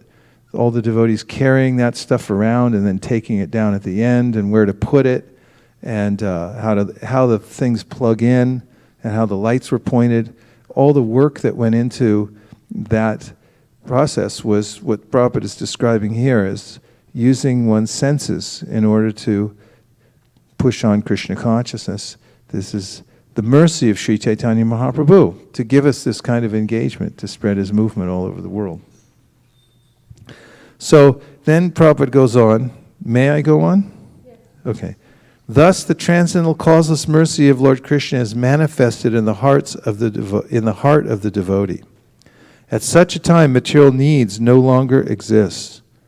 The lamentation that invariably accompanies material desires also vanishes. By the grace of the Lord, one is elevated to the transcendental position, and then the transcendental mellows of the spiritual world are manifested in him. One's devotional service then becomes firm, and one engages in the Lord's transcendental loving service with great determination. All these combine to fully awaken the devotee's heart with love of Krishna. That just described the whole progression of coming to the ultimate perfection of life.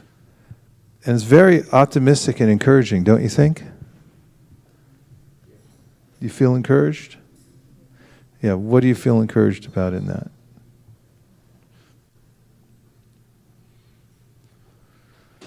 What part did you like? Gandharvika.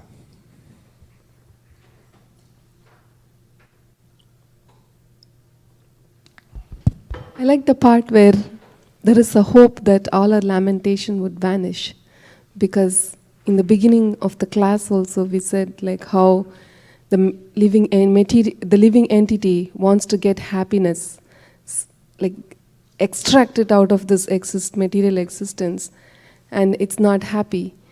But all our long cherished dreams and material aspirations and everything will vanish, and then we can be determined in devotional service, and that seems very blissful. I had experience over the last few days. I've been reading the 7th canto, and Prahlad Maharaj is instructing his classmates.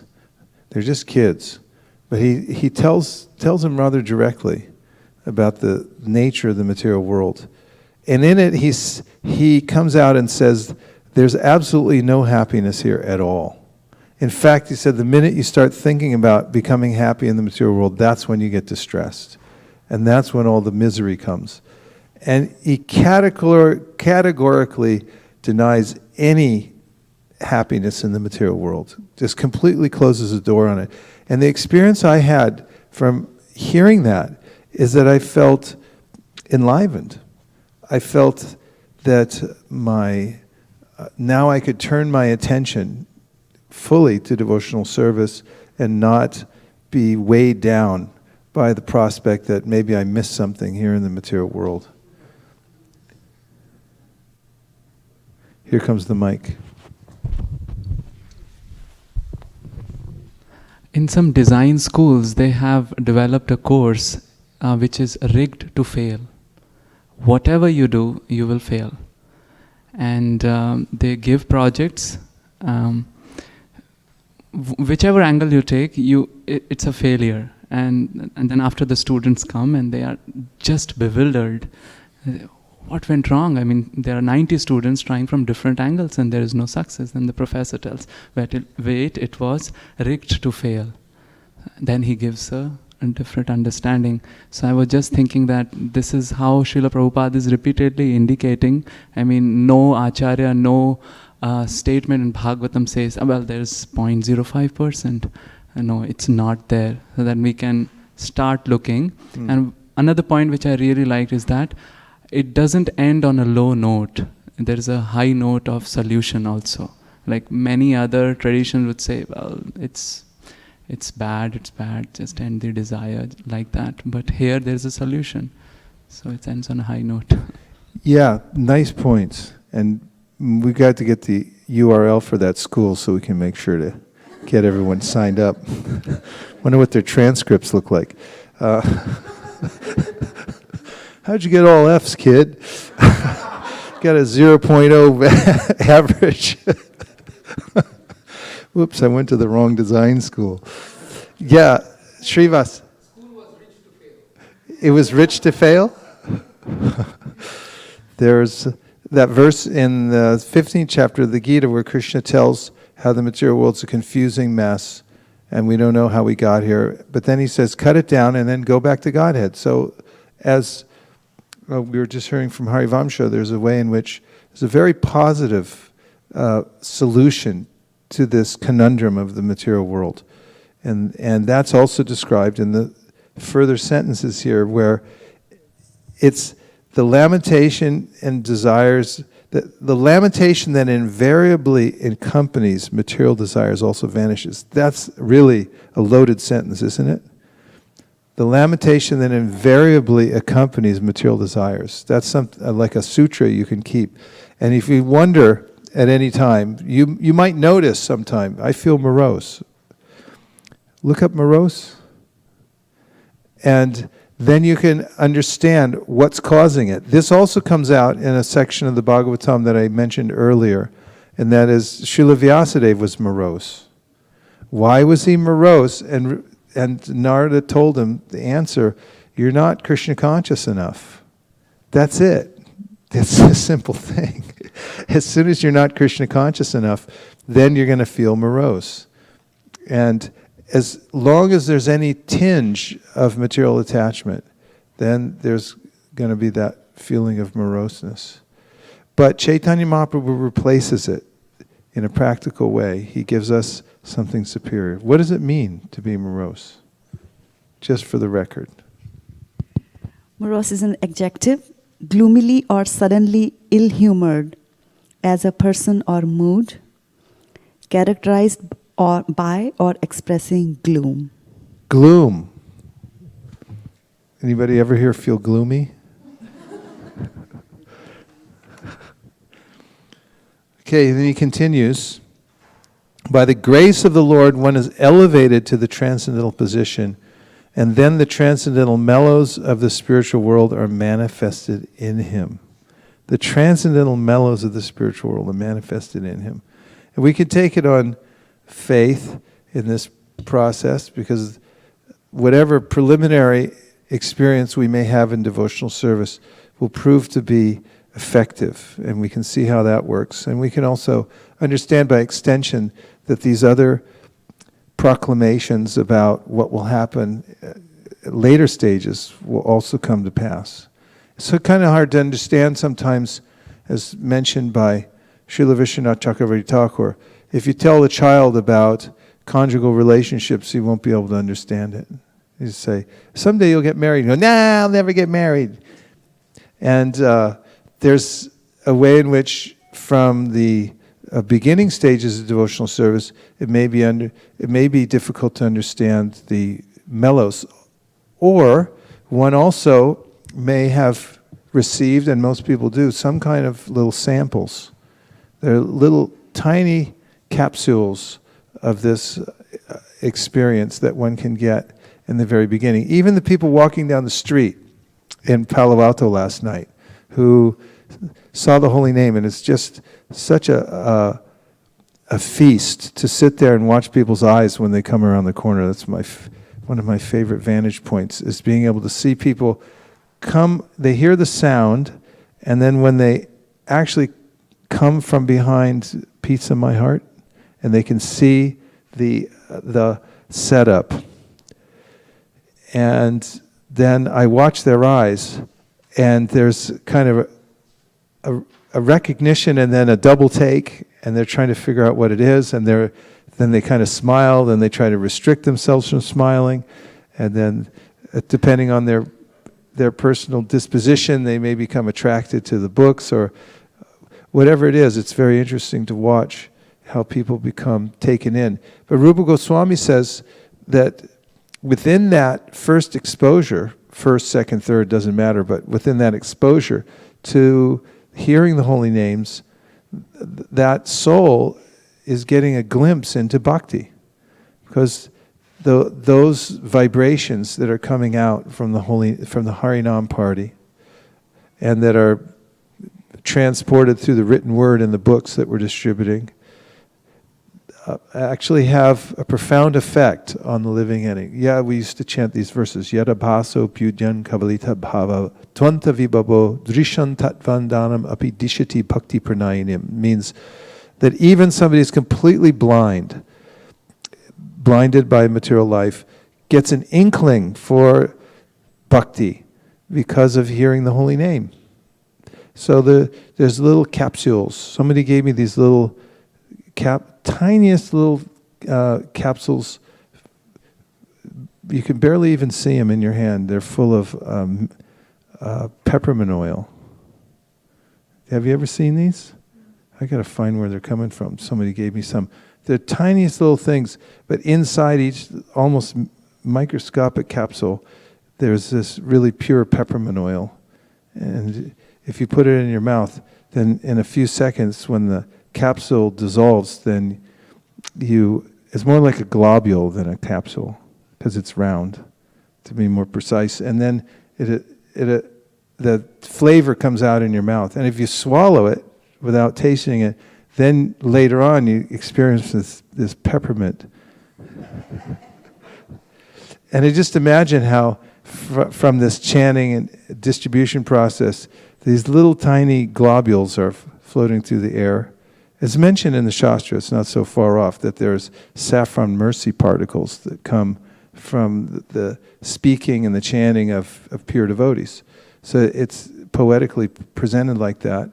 And there's a way that people get that, a little taste they can experience because they are souls, that there's something beyond just the confusion of the material world where there's no happiness.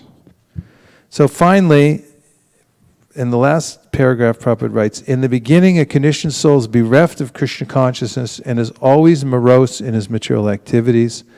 Later, by associating with a pure devotee, one becomes inquisitive to know the absolute truth. In this way, one begins to engage in the transcendental service of the Lord. Next, by the Lord's grace, all misconceptions are vanquished and the heart is cleansed of all material dirt. It is only then that the pleasure of transcendental bliss is awakened. By the Lord's mercy, one is completely convinced of the value of devotional service. By the Lord's mercy, one is completely convinced of the value of devotional service. I brought up this point in another class about the word worship. Originally, the word is worthship. When you add ship onto an end of a word, it makes it a noun. And the original word is worth. It becomes worthship. Worship means that which you consider to be the most valuable. That's where you're giving some attention there because this is the most valuable thing. And Prabhupada's statement here that by the Lord's mercy, one is completely convinced of the value of devotional service. This is a symptom of advancement, and this is what propels one's steady service and dedication to the process of devotional service as one becomes convinced that this is the ultimate good. And this is the definition. Shraddha Shabdesh Vishwas Kahe Surida Nishoy Krishna Bhakti Koila Sarva Karma Krita Hoy. One is convinced that this is the main thing. I need to do devotional service, then I'll become completely happy. The Goswamis gave up inestimable wealth and position in the material world. Someone might say, how can you do that? And it says they did it in a second. They saw something that was so much better. They were completely convinced of its value, devotional service.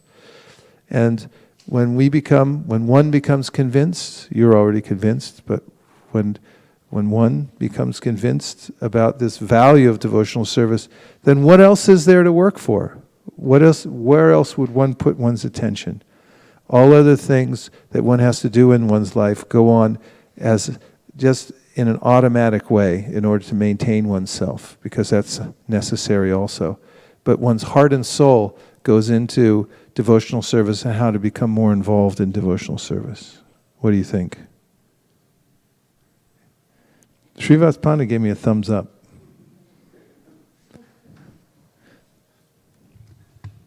That's like a like.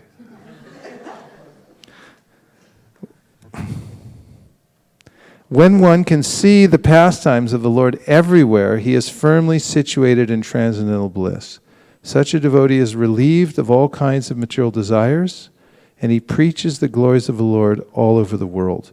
These Krishna-conscious activities separate him from material activities and the desire for liberation, because at every step the devotee feels himself connected with the Supreme Personality of Godhead.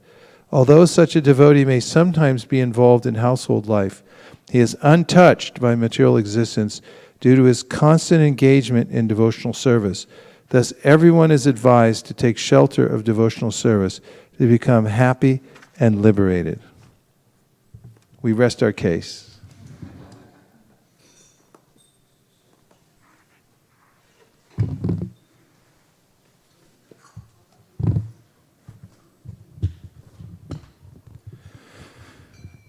Jaya Radha Madhava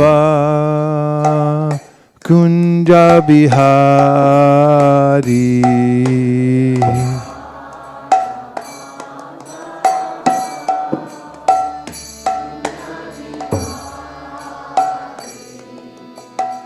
Gopi Jannaballabha Girivardhari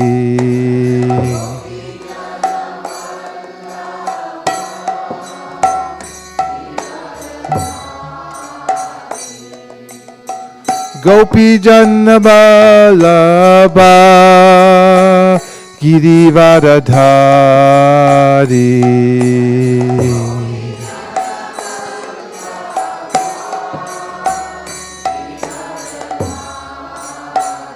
Yashodanandana Vraja Janaranjana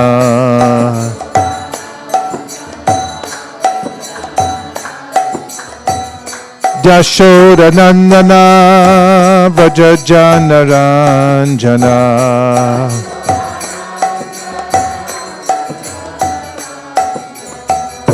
Yashodanandana Vraja Janaranjana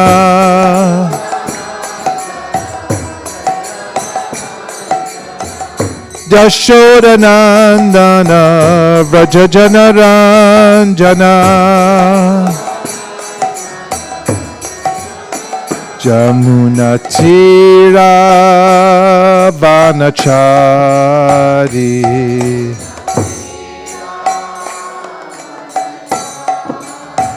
Jamuna Tira Vanachari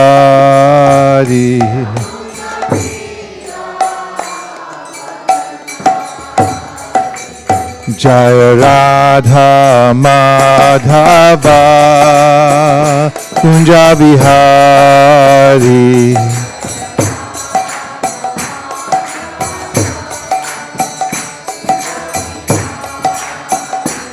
Jaya Radha Madhava Kunja Bihari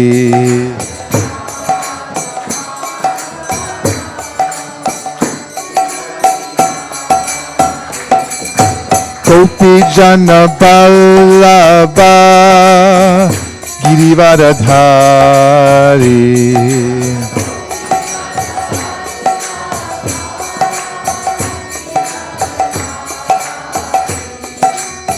Gopi Jana Ballabha Girivardhari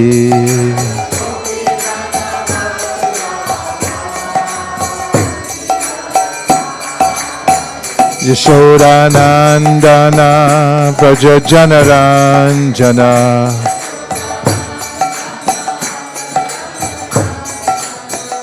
Yashoda Nandana Vraja Janaranjana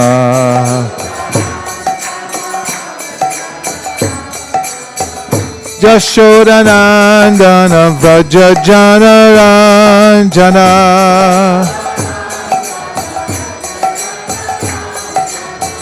Yashodanandana Vraja Janaranjana Jamuna Tira Vanachari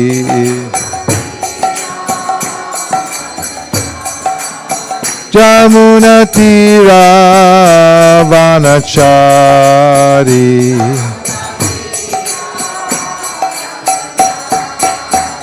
Jaya Radha Madhava Kunja Bihari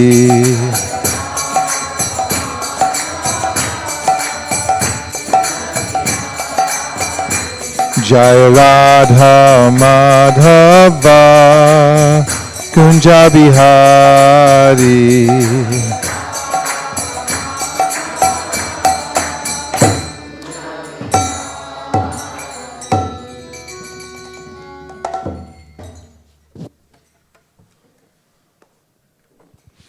It's like backwards, right? Shri Kumar Prabhu saying thank you to you. Shri Kumar. Really? Well, that's so nice. Yes? Sorry, I thought you were going to start one more Bhagavatam class now. We are. I want to read you something. Those who take up the process, let me have, please, if you don't mind, the 1189. Do I have that? Madhya 1189? Is that here? Yep.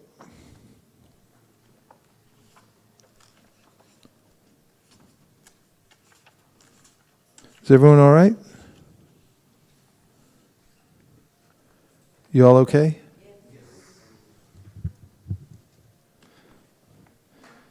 Here's the Madhya Lila of the Sri Chaitanya Charitamrita, which I might mention.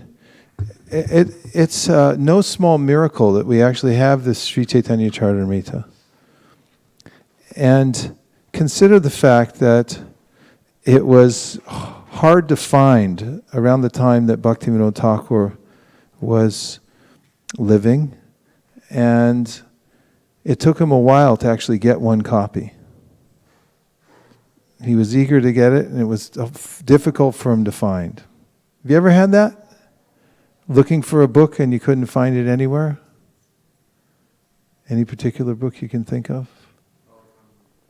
The Brihat Bhagavatamrita? That one? The which one?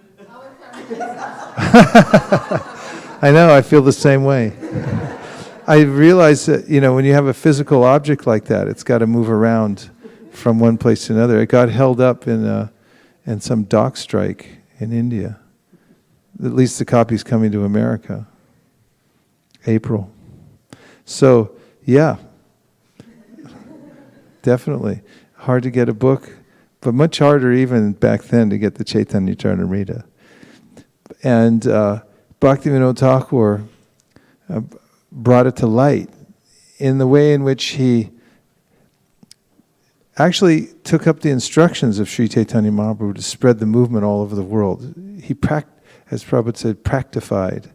He made it practical, the teachings. He formed a Namahata system so that he was thinking, how can everybody get this? I mean, Chaitanya Mahaprabhu gave the order, so he said, let's follow it. And he did. And he also conceived of a worldwide movement.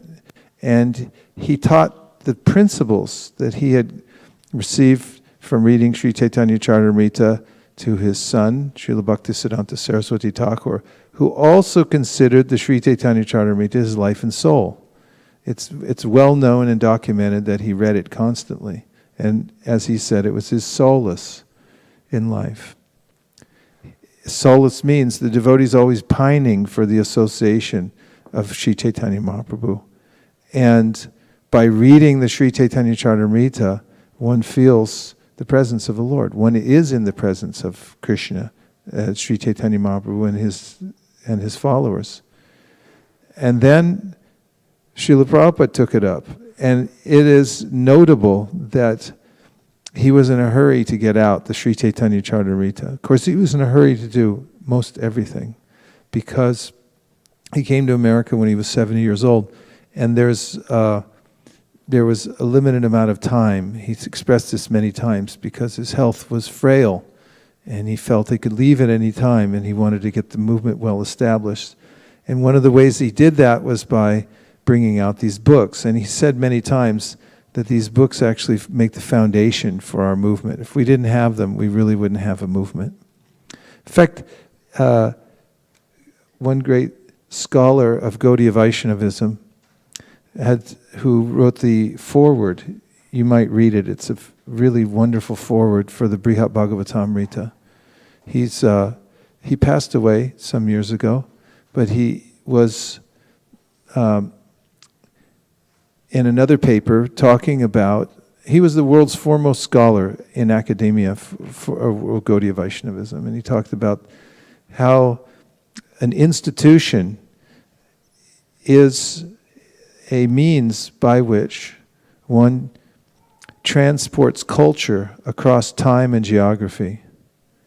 And he said in Gaudiya Vaishnavism, therefore, there are many different kinds of institutions. Soft institution he calls the Vaishnav literature. And he said the means by which one transports the culture of Gaudiya Vaishnavism across time and geography is through producing and sharing spiritual literature. And this was also, as you can see from reading his many statements on the matter, Srila Prabhupada's aim of the Krishna consciousness movement.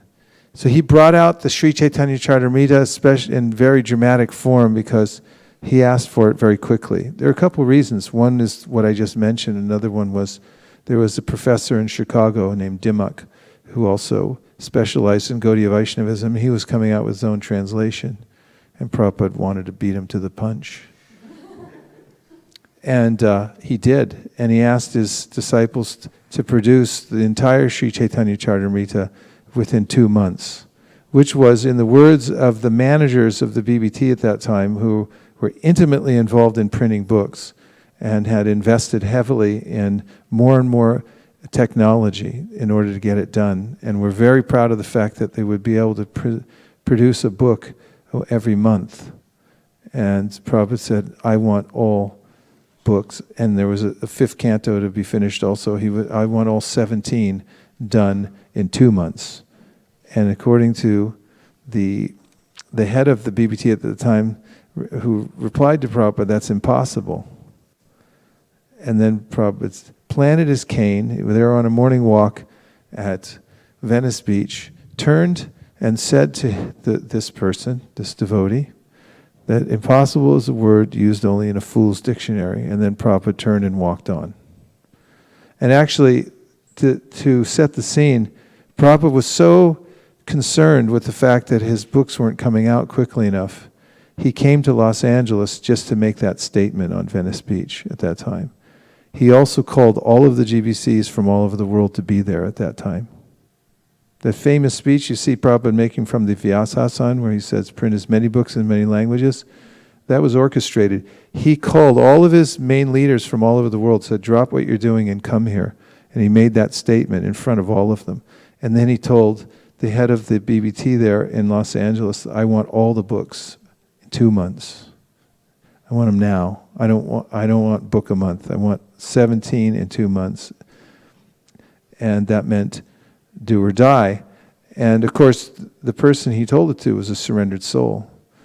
And as soon as Prabhupada walked on, he told me this personally, and I wrote about it in the book, that he saw the world spinning around him suddenly. And then he realized that it was spinning because there was a supreme controller behind it. The planets were perfectly moving in orbit, and he didn't have anything to do with it. And he realized, I've been given an impossible order, and how will I fulfill it? Then he saw, it has to be the hand of the Lord behind it, because it came from the Lord's representative. So I have to do everything I can. And as soon as that thought came into his mind, that I'll do whatever I have to do to make this, to fulfill this order, that's when he started getting so much intelligence about how to do it that he became animated.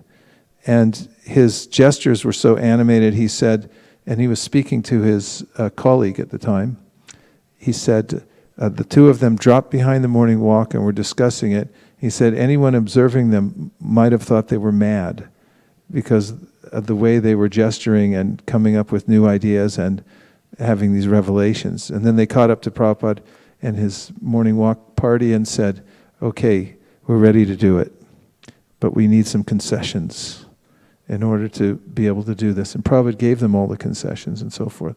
So there's a great history behind the Sri Chaitanya Charitamrita coming out into the Krishna consciousness, the modern Krishna consciousness movement in English. It's unprecedented.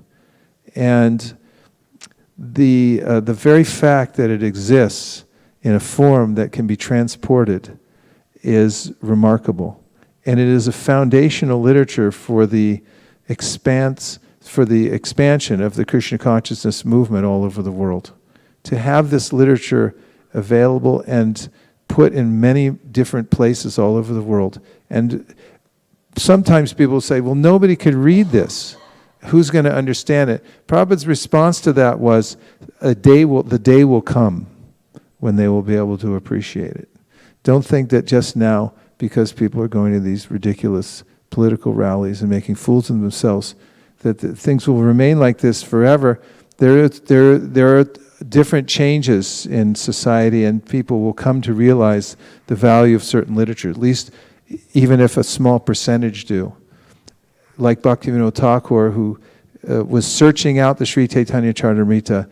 Others, of course, nobody can compare to Bhaktivinoda Thakur, but he was setting an example and showed what happens, that others will be looking for it also. So one might ask then, isn't there great emphasis on distributing the Sri Chaitanya Charitamrita all over the world? And the answer is, somebody took their eye off the ball because it hasn't been widely distributed. It's only available in a few places, although we have warehouses full and we can get more if we just ask for them. Within a couple weeks, if we say we want more Sri Chaitanya Charitamritas, they'll ship them to us. So here at ISV, the devotees have taken it very seriously, this legacy, passing on the Sri Chaitanya Charitamrita, getting it out there, making sure it's in many places all over the world, as many places as possible.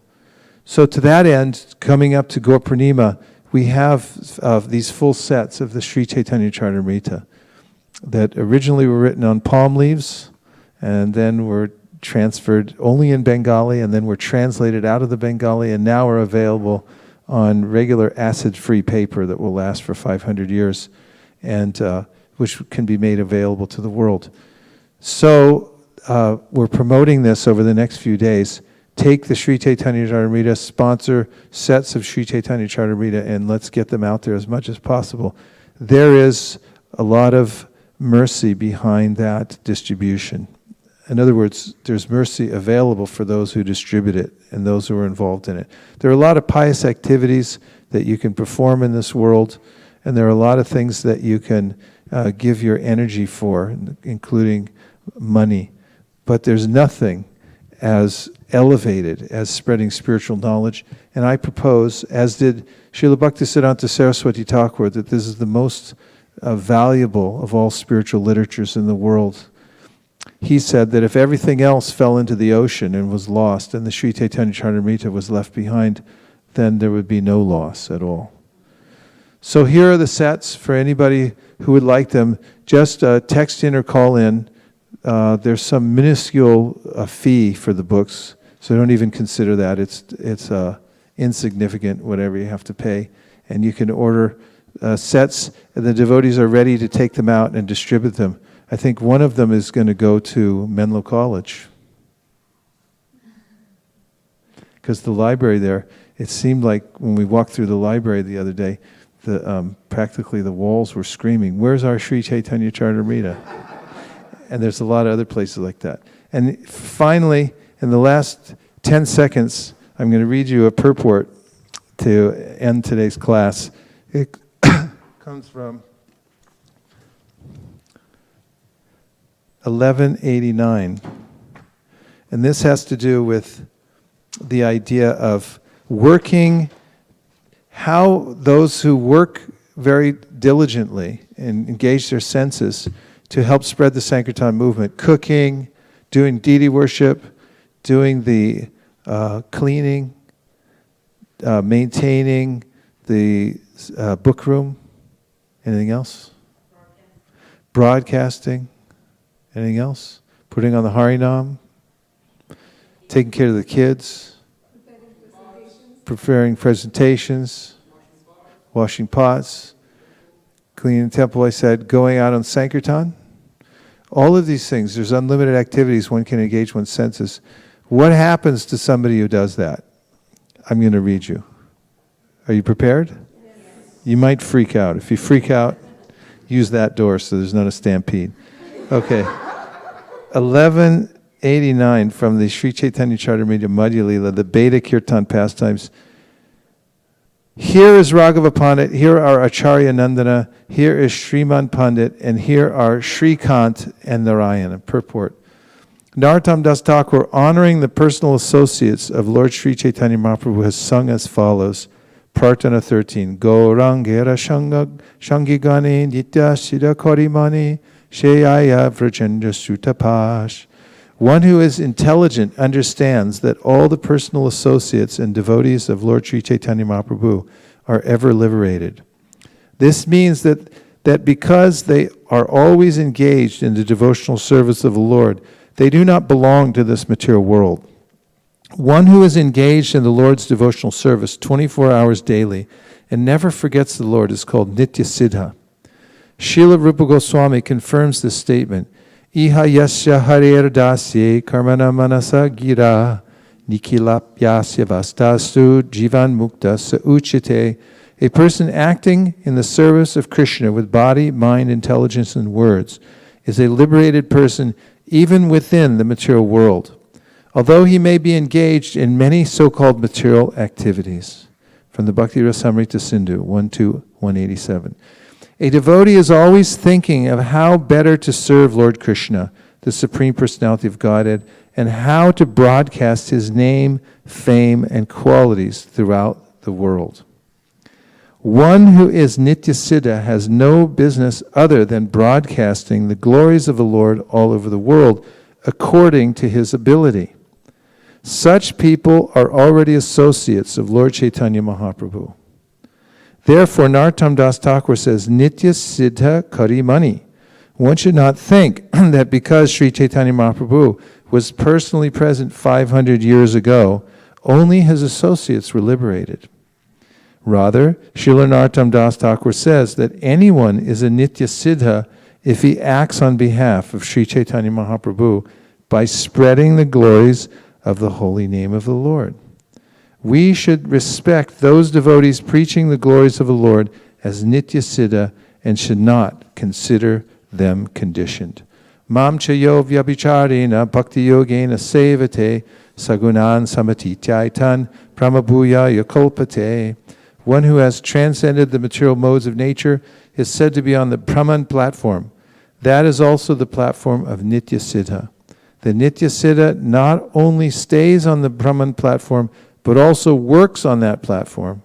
Simply by accepting the associates of Lord Chaitanya Mahaprabhu as nitya siddha, one can very easily go back home, back to Godhead.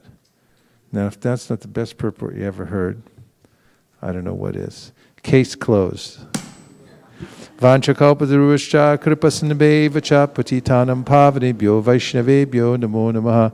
These Sri Chaitanya Charitamrita sets we're taking sponsorships for starting today, and we're going to place them in academic institutions so that the great scholars of the world can stumble upon them and realize what they've been missing their whole lives, which is the mercy of Sri Chaitanya Mahaprabhu.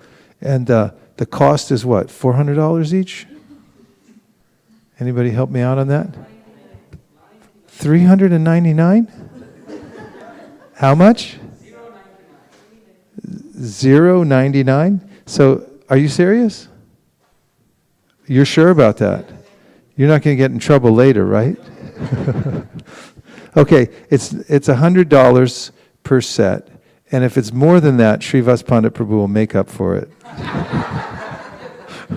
He's got his checkbook here. He'll write a check for the total. So everyone can take sets, sponsor sets, and we'll help to set a trend all over the world for distributing this very, very important book, getting it out there.